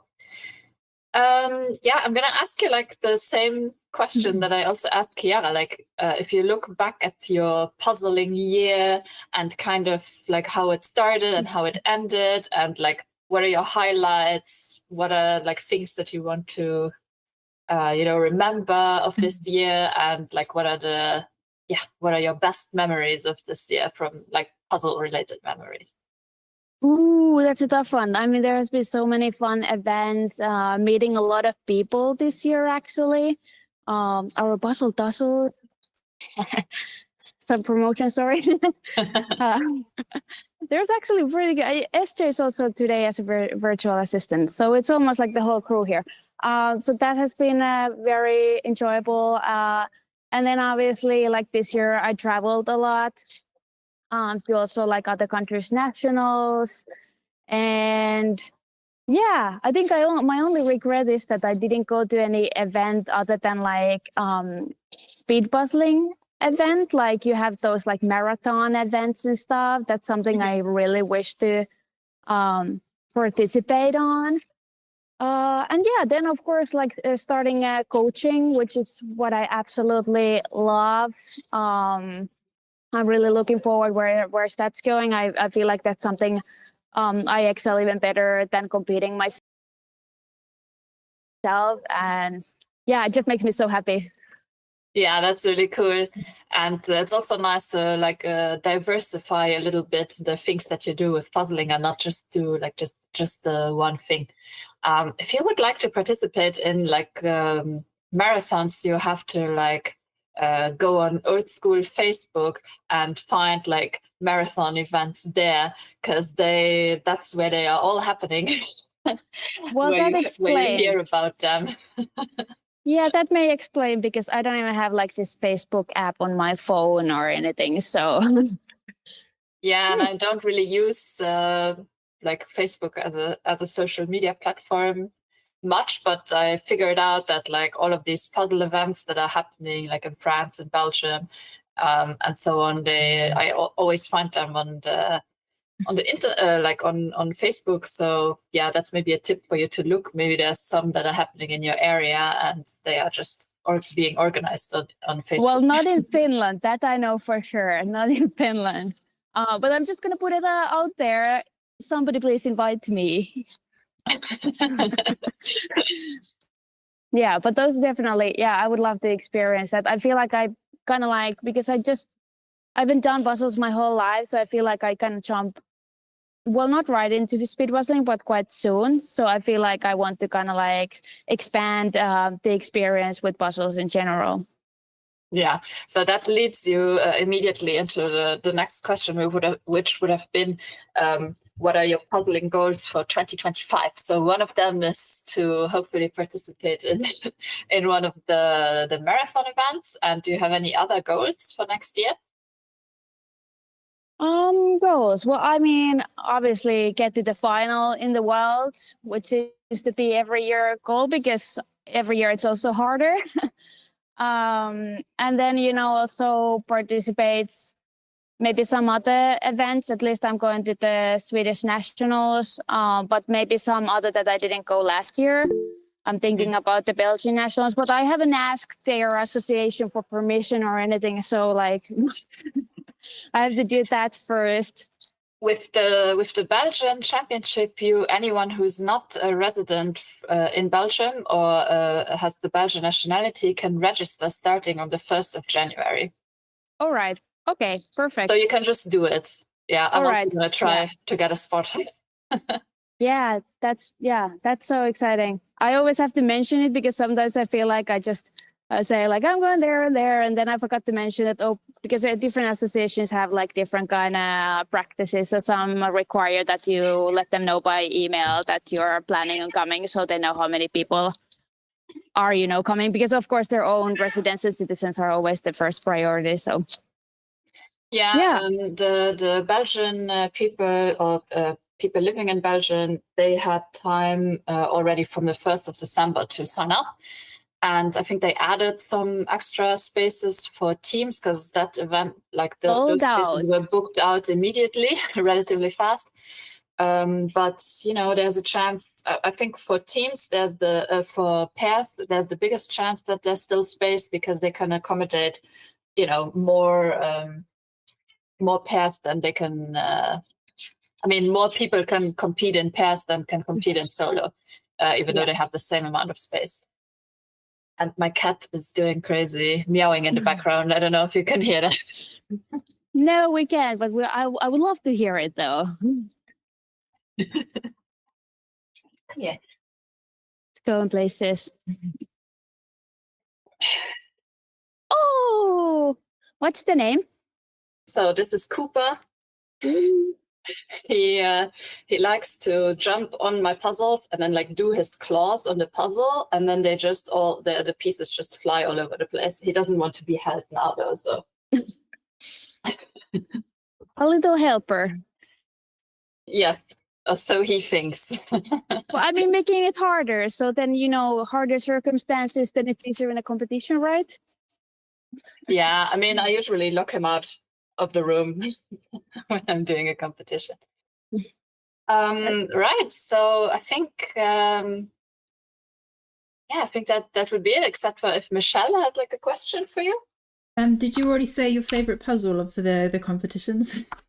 Not yet. Ooh, no, I didn't, but I'm very keen to that round Pokemon puzzle. Might be also because I won my first AJJ with that.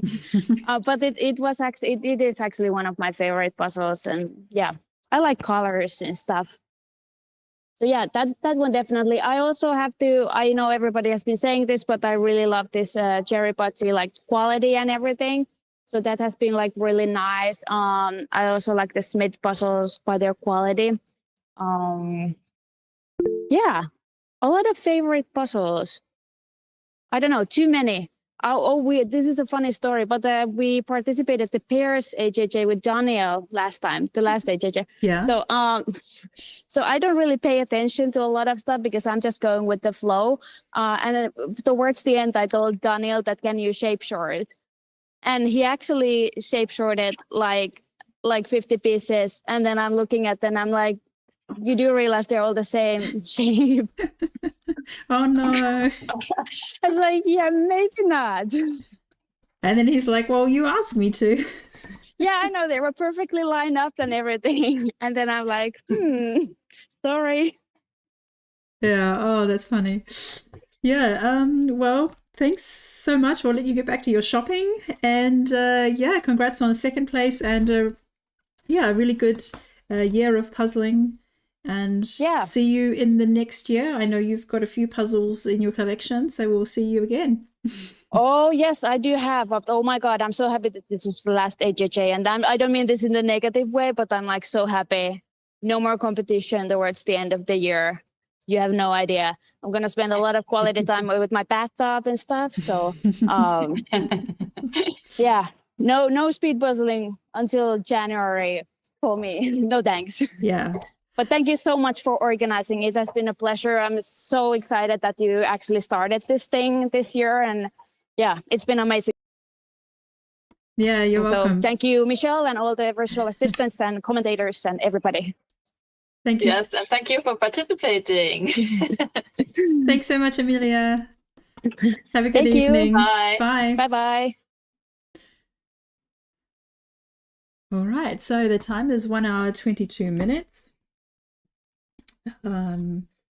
We've lost count, so I guess we've had about 60 people finish. We still have about 20 still to go. So on screen right now, Liz, Mandy, Iris, Joanna, Botini, and Ina, all doing really well. Well done. Iris M just popped in those last pieces. Yay.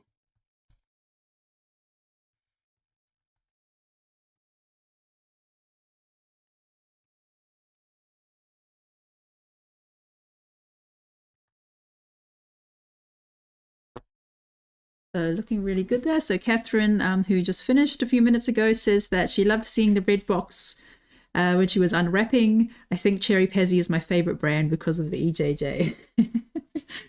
That's great. Yeah, I'm happy so many people got to discover this brand, and I think they're really motivated. They've understood that speed puzzles need 500-piece puzzles and want lovely, nice designs. With all the contact that I've had with them. Sorry. Yeah, the contact that I've had with them, they say they want to win the hearts of puzzlers.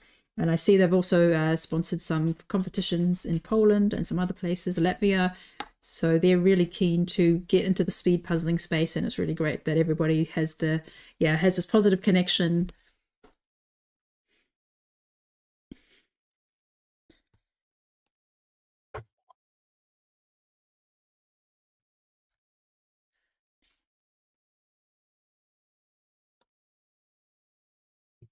Okay, so Just a moment. Yeah, I also find that the CherryPazzi puzzles all have like a very distinct art style.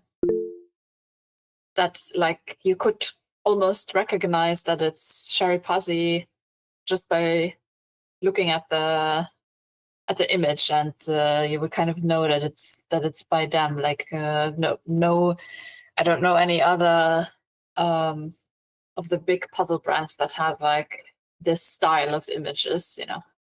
So that's also cool that they kind of have like their own little like aesthetic going on.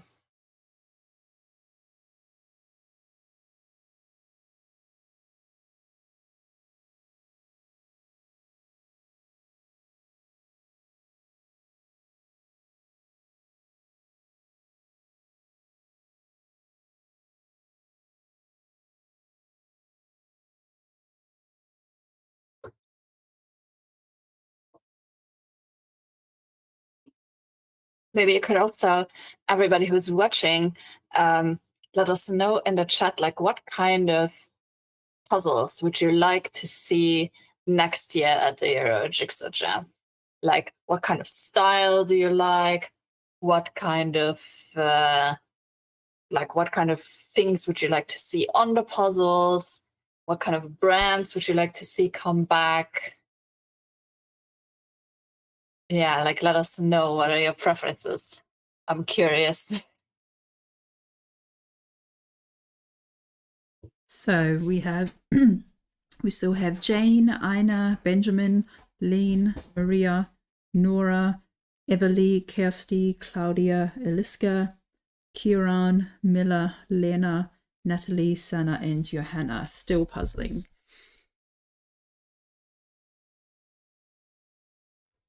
Don't give up. You can do it. I know it gets like harder the longer you puzzle. Like your stamina's just gonna go down. You're not gonna be as energetic as you were in the beginning, and then you kind of feel like you're getting slower, but you can all do it. Yeah, I found like when I worked on the background, I started to put like my elbow on the table, and then I was like, no, stop it. Like, you know, keep in the puzzling position. Like, don't get lazy, don't get comfortable. But when I was like, okay, like, you know, and then I went back to one hand. So yeah, sometimes you just have to shake yourself a little bit and yeah, remind yourself like, no, keep going. Don't get too comfortable. So I just wanted to read out some of the comments that we received. So unfortunately, I did forget to mention some of them when we had people on the screen, but I'll just mention the ones that I forgot. So from the participants. So Fortani from Cyprus said that their first ever puzzle competition was the World Jigsaw Puzzle Championship in 24. Yeah, so I think that was for a lot of people. It was a lot of people, I mean, they're from Cyprus, so I haven't heard that there's a speed puzzling community in Cyprus, and so for them, that might have been their, yeah, for many, without speed puzzling communities, the Worlds would have been their first puzzle championship. That's quite a big jump. Yeah, like me last year also in 2023, that was my first ever competition was Worlds. And how was the jump from like your comfortable space at home to being in the dome? Yeah, crazy. I was totally overstimulated. There were so many people, and I mean, there were not as many people as this year, but you know, compared to my living room, there were a lot of people. And yeah, and it was also the first time I met like other puzzlers in person, so it was yeah, double exciting, just, you know, doing the competition, but also then just suddenly being surrounded by all of these people that share the same hobby as me, and that you know, you can connect with so easily when you're there, and you can just talk about puzzles and like, oh, what do you think, which puzzle's gonna come, and how fast are you? Oh, cool, I'm this fast, or you know, whatever you talk about when you're there.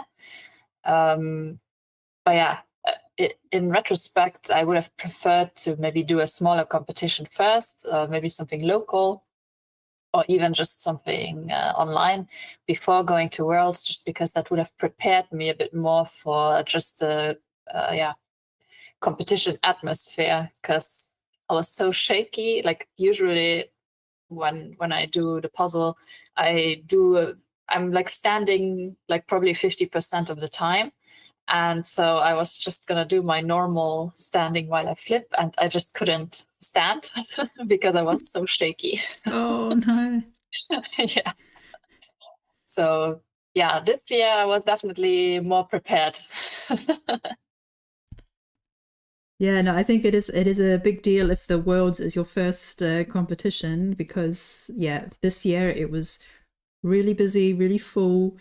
And I guess if that's like the first time to go there, it would also be overwhelming if you don't know anyone there. I mean, it was my first time there, but I was really happy to already have kind of met people through Instagram and met people through the interviews.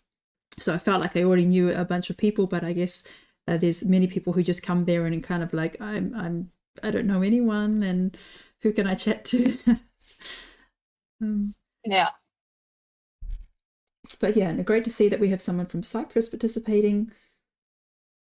So Freya from Denmark, she said she volunteered at the Danish Nationals, and it was an amazing experience. Highly recommend volunteering for anyone out there who might not want to participate yet, or who just can't get enough of puzzling.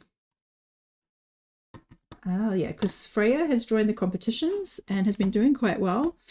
So like in the top 30-ish, but I don't remember her from seeing her name in any of the other lists. So yeah, so she volunteered and now she's ready to compete. So that's also a way to get a leg in. Fun fact, hedgehogs have 5,000 to 7,000 spines to protect themselves from predators. So the prick things, 5,000 to 7,000. That seems way more than what I thought it was gonna be.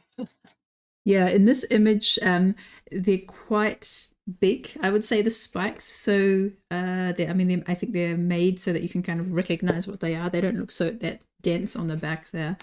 But that sounds like a lot. That sounds very spiky.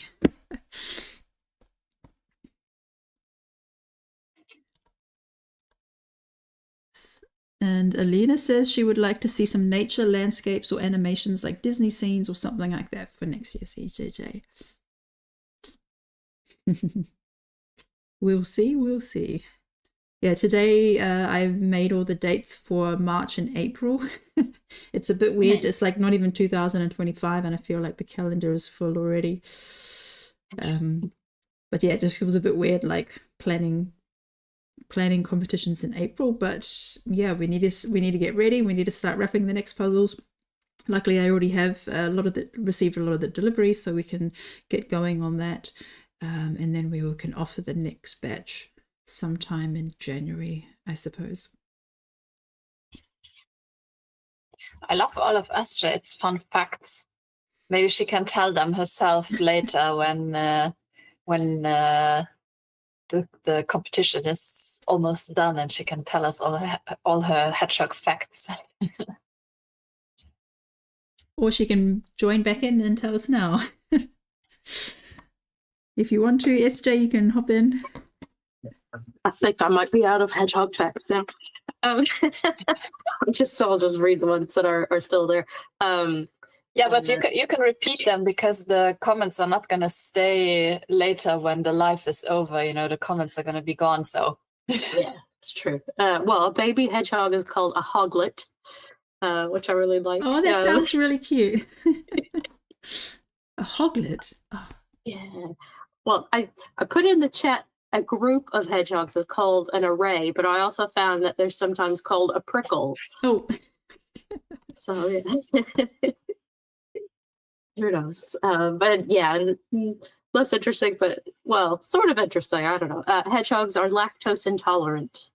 Well, now I feel bad because 20 years ago in New Zealand, we had a hedgehog come to our doorstep and we gave it a saucer of milk. Oh, yeah. Might have gave it a bad stomach. But now I know. Now I know I won't make that mistake again. I think I read they're carnivores, so I think the best thing to give them is a bit of meat if you have any. Oh, but what do they actually eat then in the garden?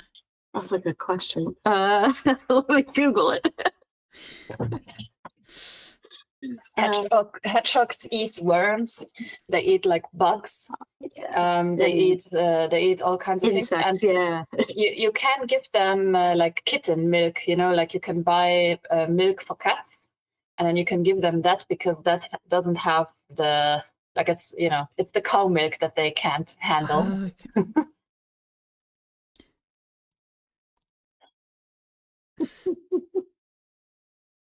I'm just trying to think, what is the German word for hedgehogs?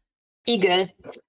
Yeah, see, it's an eagle, which means something else in English. So Yes. but it's spelt differently. That's why I say hedgehog. Yeah, it's IEGEL in German.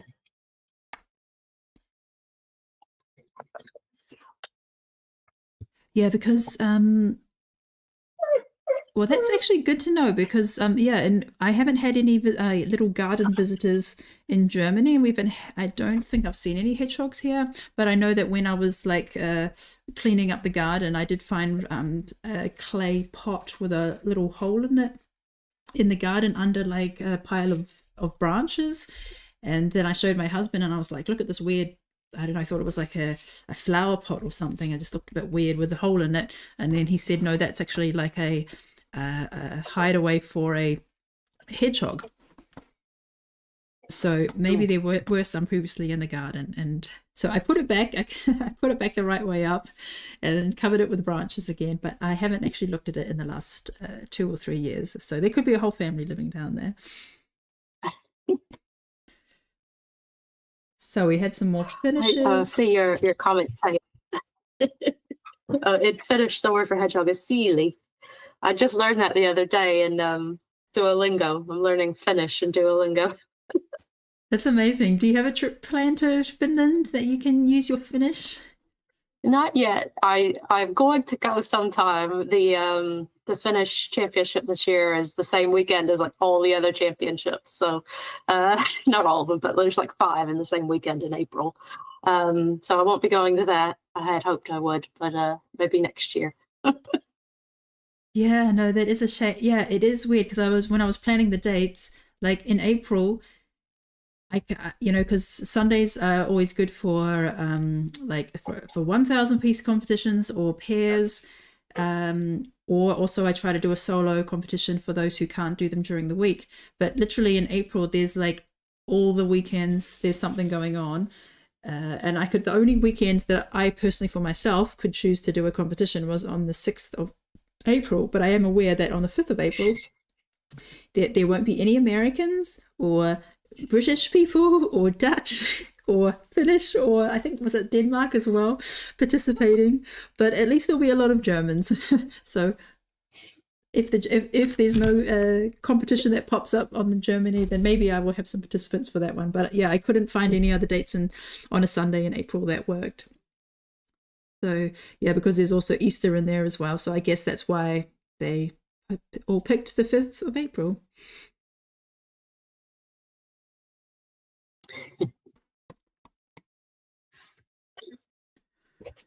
So we've got, still plenty of time. We've got 22 minutes, and Everly's really close to finish. Maria TB as well, and box assistant is sitting in the box. Kiran is also on the home stretch now. Just got the trees left. Miller will also finish. Just got some patches in the background. And we also have Johanna, Eliska, Kirsty, and Claudia. But it's very possible that everyone could finish today. Yeah, and wouldn't that be like a cool end of the year? Yeah, that would be a great way to finish. So Jenny from Finland, who was here earlier, she says that nowadays I can't go past a flea market without checking their puzzles. Last time I had 8 minutes before the bus left, but had to run through the flow mart. Fortunately, I didn't find any good ones. So I guess it means she didn't see anything worth stopping and missing a bus for. SJ, do you get where do you get secondhand puzzles from? Do you go to the thrift shops or do you have flea markets in the UK?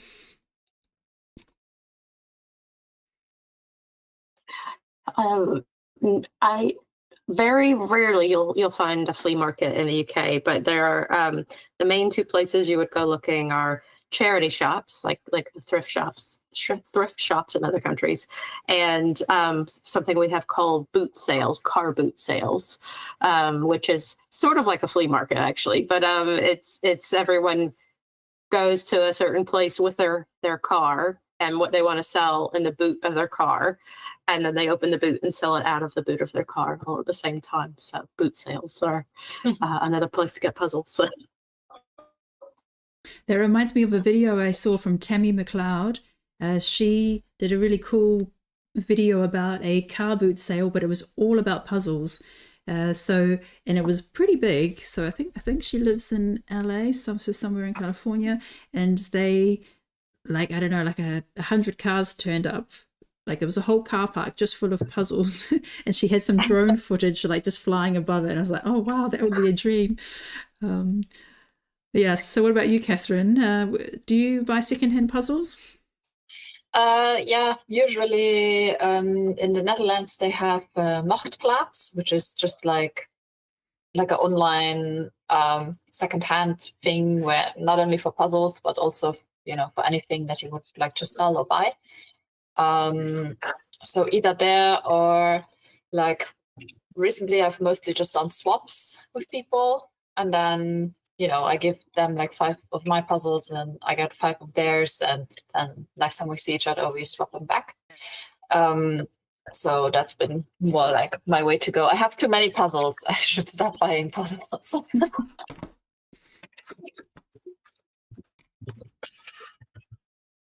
So well done to Maria TB, and Box Assistant is now on top of the puzzle. Luckily, it's all done. Good job. And Everly, the last piece is left, less than 10. Awesome. Miller has also got less than 10 pieces.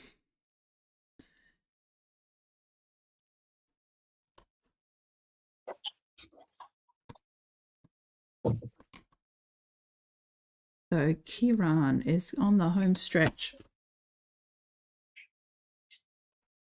So we also had Lisa from Denmark. She said that she's done puzzles all her life at normal speed. Then she discovered speed puzzling this year at the Danish competition. And that's now the speed puzzling is the new normal. Yeah, I feel like once you've done speed puzzling, like it's really hard to go back.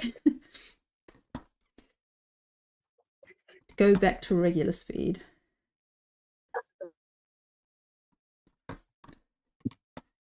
And well done, Miller and Everly.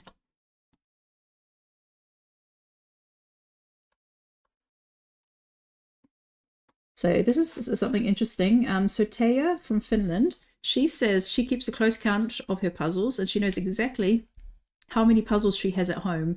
I have seen a couple of her posts on Instagram, and she did actually mention some very specific numbers, like 230 or something, and then she would say, oh, and I got 5 more EJJs, and then I sold 3 more.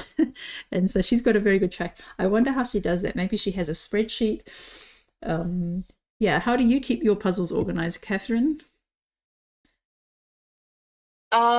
Just on a shelf. And then I just organize them by piece count and by brand. So and then sometimes if I have like a Ravensburger is the brand that I have the most puzzles of, so I might divide or like arrange them by how much I like the puzzle. So I have like one tower of 500 Ravensburger puzzles that I like because I got a good time on them, speed puzzling, and then I have another one with like puzzles like the Polygon Lion and like that world map with the butterflies, and I don't know what else is on there, like mostly the puzzles that take a long time to do, or that are like really a pain to get through, that I don't, repeat very much. I do practice them though always before Worlds, because I think it's good to do like really hard puzzles, and then you come to Worlds and the puzzles there are usually easy, so then they like go faster. I don't know. That's like a theory I have. And How about you? Well, do you know how many puzzles you have? Like, do you have them recorded somewhere, like your ingoings and outgoings, or No. you can just see them? Yeah, I can see all of them, and then I make piles of like puzzles that I want to sell, or that I want to gift or whatever, and they are like not part of my puzzles that have a space on the shelf.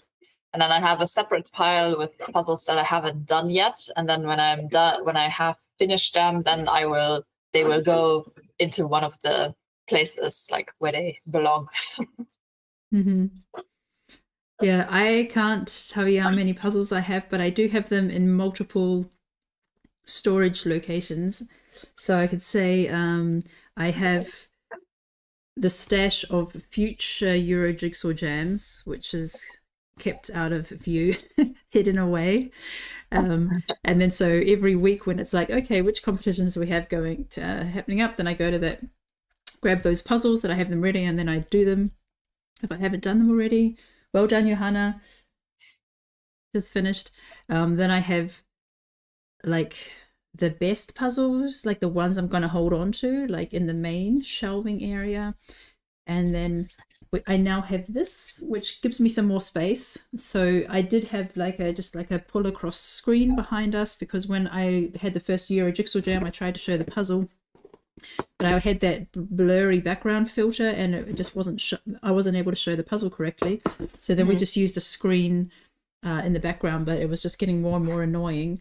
And then we had a spare shelf at the office. So my husband was like, "Here, you can fill it with puzzles." And so, yeah. That's also part of my permanent collection. I'm not going to get rid of Circle of Colors or my CherryPazzi 1000 pieces, or trainings puzzles for Worlds, and a few others there. And then I have in the warehouse, I have a big box of this is going to be the next puzzle swap.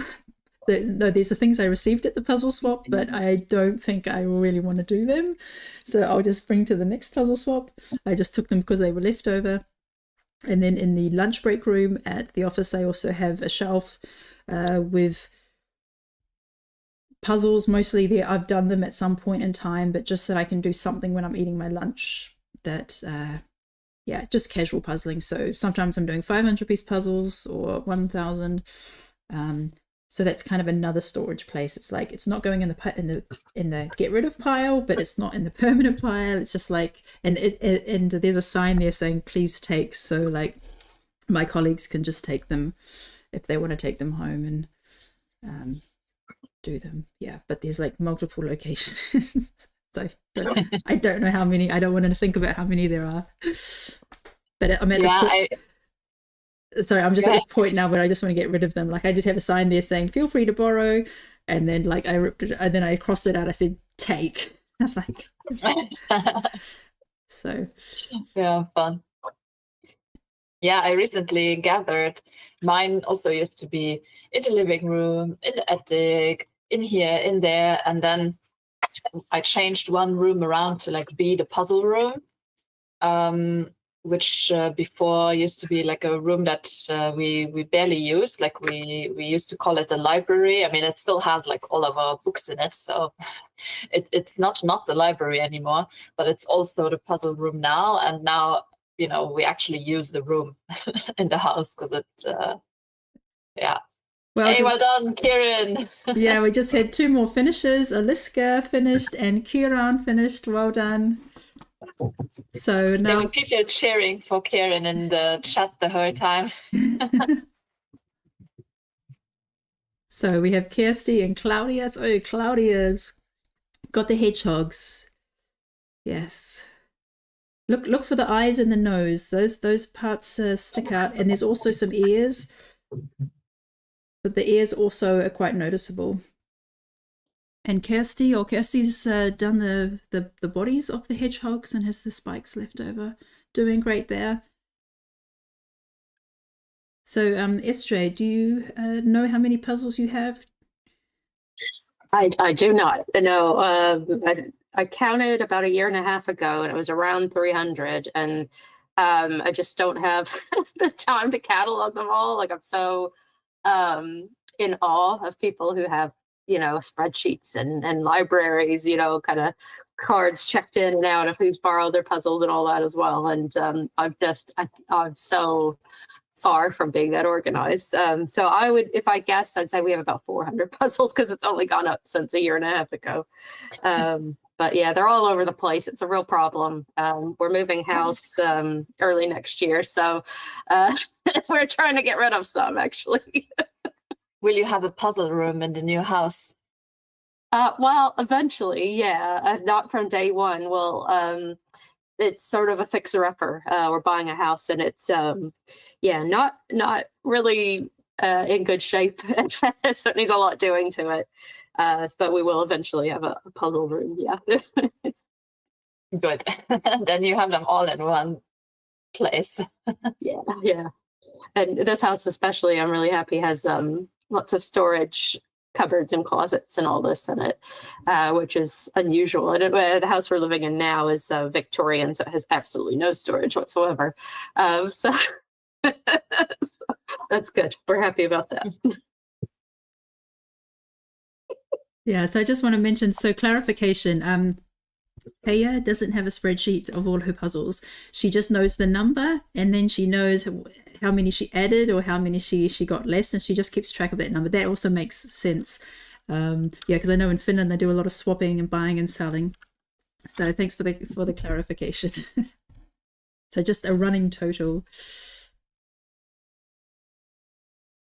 I think Taya counted and audited recently to see if her running total was accurate, and it was exactly right. So she's on top of it. I think Sammy, who was in this competition tonight, I think she has really, A, tons of puzzles, probably more than anyone I know, and B, spreadsheets that kind of keep track of what she has and what she's done, and who in her family's done which ones and all that. So she's very, very neat and organized. Yeah, I'm really impressed with that, because I feel like it's too late now for me to do that. I feel like if you do that, you should start that kind of towards the beginning of your speed puzzling journey, and not when I have puzzles in my warehouse and in every room and spread out at the office. But yeah, I heard in the podcast with Evie Karen that Sammy has a spreadsheet, and Evie, because Evie is a regular, I don't know, librarian customer, you could say. She has her own tab in the spreadsheet of all the things she's borrowed, and yeah, so a very nice catalogued system like a librarian. I thought that was really cool. So if you but I guess if you take the work to do it once, then it's only a little bit more work every now and then just to add or to subtract something. It makes it handy once in a blue moon. Sammy and I will go head to head on Instagram Live, either she and I or she and her mother, and Dan and I as a pair. But it's really handy. I could just look at her spreadsheets and say, well, we've got this one and this one and this one, and so let's pick one of those. That's also a good idea, yeah. Then you don't have to take photos of your shelf and say, these ones I've got. And then you do multiple shelves, and then you have to kind of go through and say, oh, I've got this one here and I've got that one there. Yeah, so actually some of these I haven't even done yet. So these the closest ones here, there's most of these I haven't done. I mean, obviously I've done Friends and the Polygon Lion, but the other ones I got at Worlds in some puzzle swaps. So I just don't have time for them right now, but they look nice in the shelf. So how do you remember which ones you have done and which ones you haven't done? Don't you sometimes then come across a puzzle? You're like, oh, have I done this? I don't know. Or do you just know? Well, for me, for now, I know very clearly which ones I have. I mean, I do keep it in my phone, but it's kind of split up all over the place because there's. I started to use Puzzle Tracker. First of all, I just used the notes in my phone, and then afterwards, I discovered, oh, there's this app. I noticed people on Instagram were posting these like monthly summaries. And I realized, oh, there's an app called Puzzle Tracker. So then I started to go there and record them. And then very soon after, myspeedpuzzling.com came up. And then everybody's putting their times over there. And then I felt like for some times I was like, okay, I'm recording it in my notes because it's easier for me to find. Oh, I better add it to my Puzzle Tracker and upload a photo. Oh, and I better put my time on speedpuzzling.com. And then it all got a bit too much, and then I forgot things. And also because a lot of my times I can't publish straight away, like because they're future EJJs. So I just kind of only keep it on my phone now. Yeah.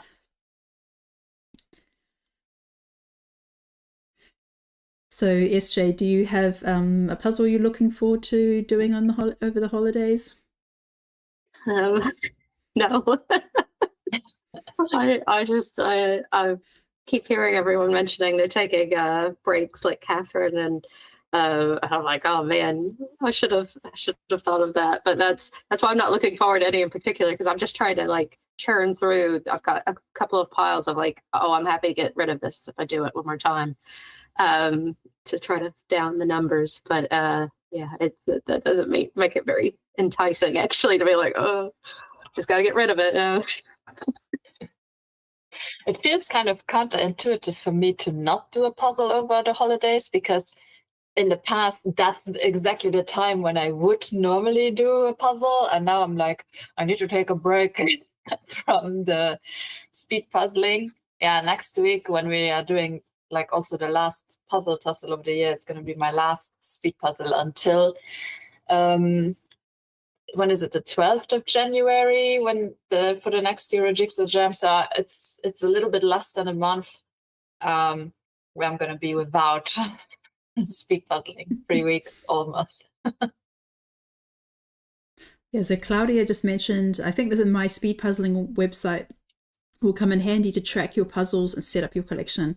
So that's true. If you do it consistently, if you track every puzzle that you do, then you can always go back into your list and basically see the puzzles that you have, and whatever's left on your shelf is what you haven't done. So that's also a good way to keep track. All right, we've got 3 minutes. Oh, Kirsty, just like 25 pieces are 3 minutes. All right. And Claudia, just also like about 30 pieces. So go. You're really close. Yeah, you have exactly 3 minutes. No stress.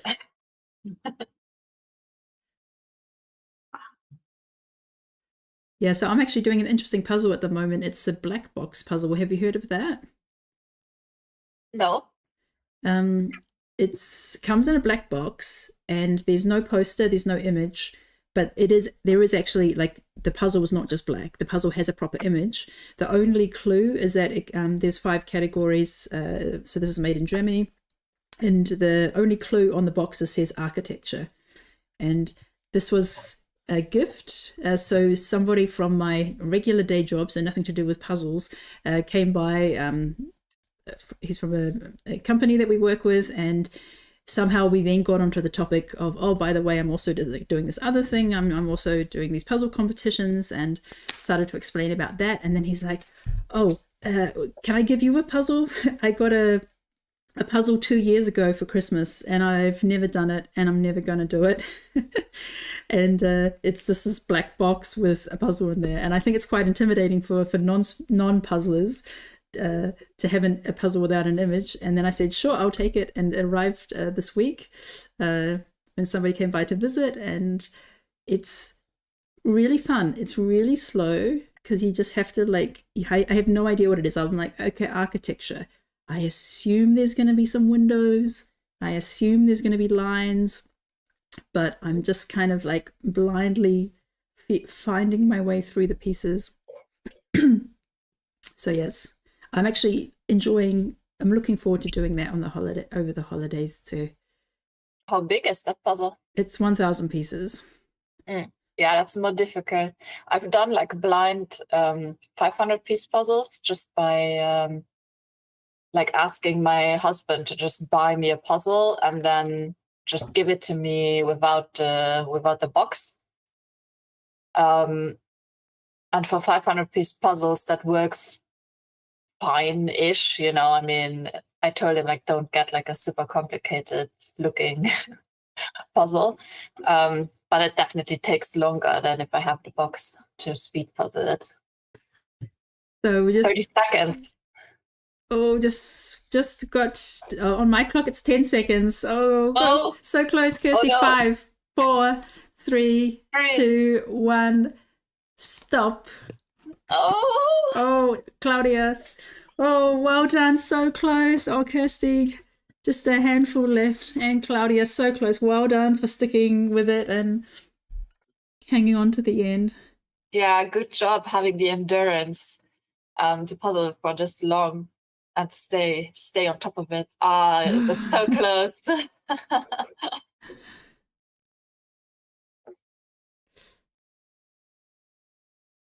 Yeah, so less than 20 for Kirsty. Oh, exactly 20.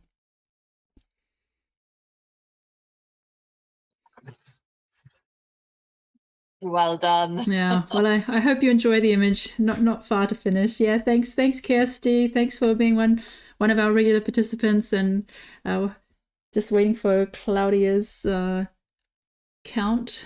Maybe less than about 50-ish, I would imagine. Oh, and the cat says hello. Yeah, very nice. 61 for Claudia. All right. Well, thanks so much to everyone, and also to our participants. Several of them have hopped over to the chat on YouTube. Oh, Freya says she's got a lot of the black box puzzles. They are from the German brand Mizu. Yes, they're from can't remember the name of the brand, but they're from Cologne. And yeah, MK is happy for the competition. All right, and yeah, thanks, Richard. Yeah, well done, everyone. Almost got there to everybody finishing the puzzle. Hope everyone had a great time and enjoyed the puzzle. And yeah, have a good break and enjoy those puzzles, or not, over the holidays. And thanks, Catherine and SJ, for your support tonight. Really appreciate it. Yeah, thanks for having us, and also thanks to you, and just congratulations for this like amazing year you had in puzzle, from going to just finding out about speed puzzling in January to now having this like recurring event that like so many of us enjoy and love participating in, love watching. Like when I'm not participating or co-hosting, I'm watching it. So it's been like a regular, it has like replaced like other things, like a regular thing that is always like on at my house. My whole family knows about it. So it's yeah, I think it's really like we can say it's like a life-changing thing that you created here. So yeah, thanks for that. And hopefully, to like an even better 2025. Yeah, well, I've got lots of things planned for 2025, and I'm just very grateful for everyone who jumped on board with my crazy idea and were willing to, give it a go. And that I'm just really happy that it was as successful as it was, and that we got to meet so many amazing people, and feel like the puzzle community and get to know each other before the event.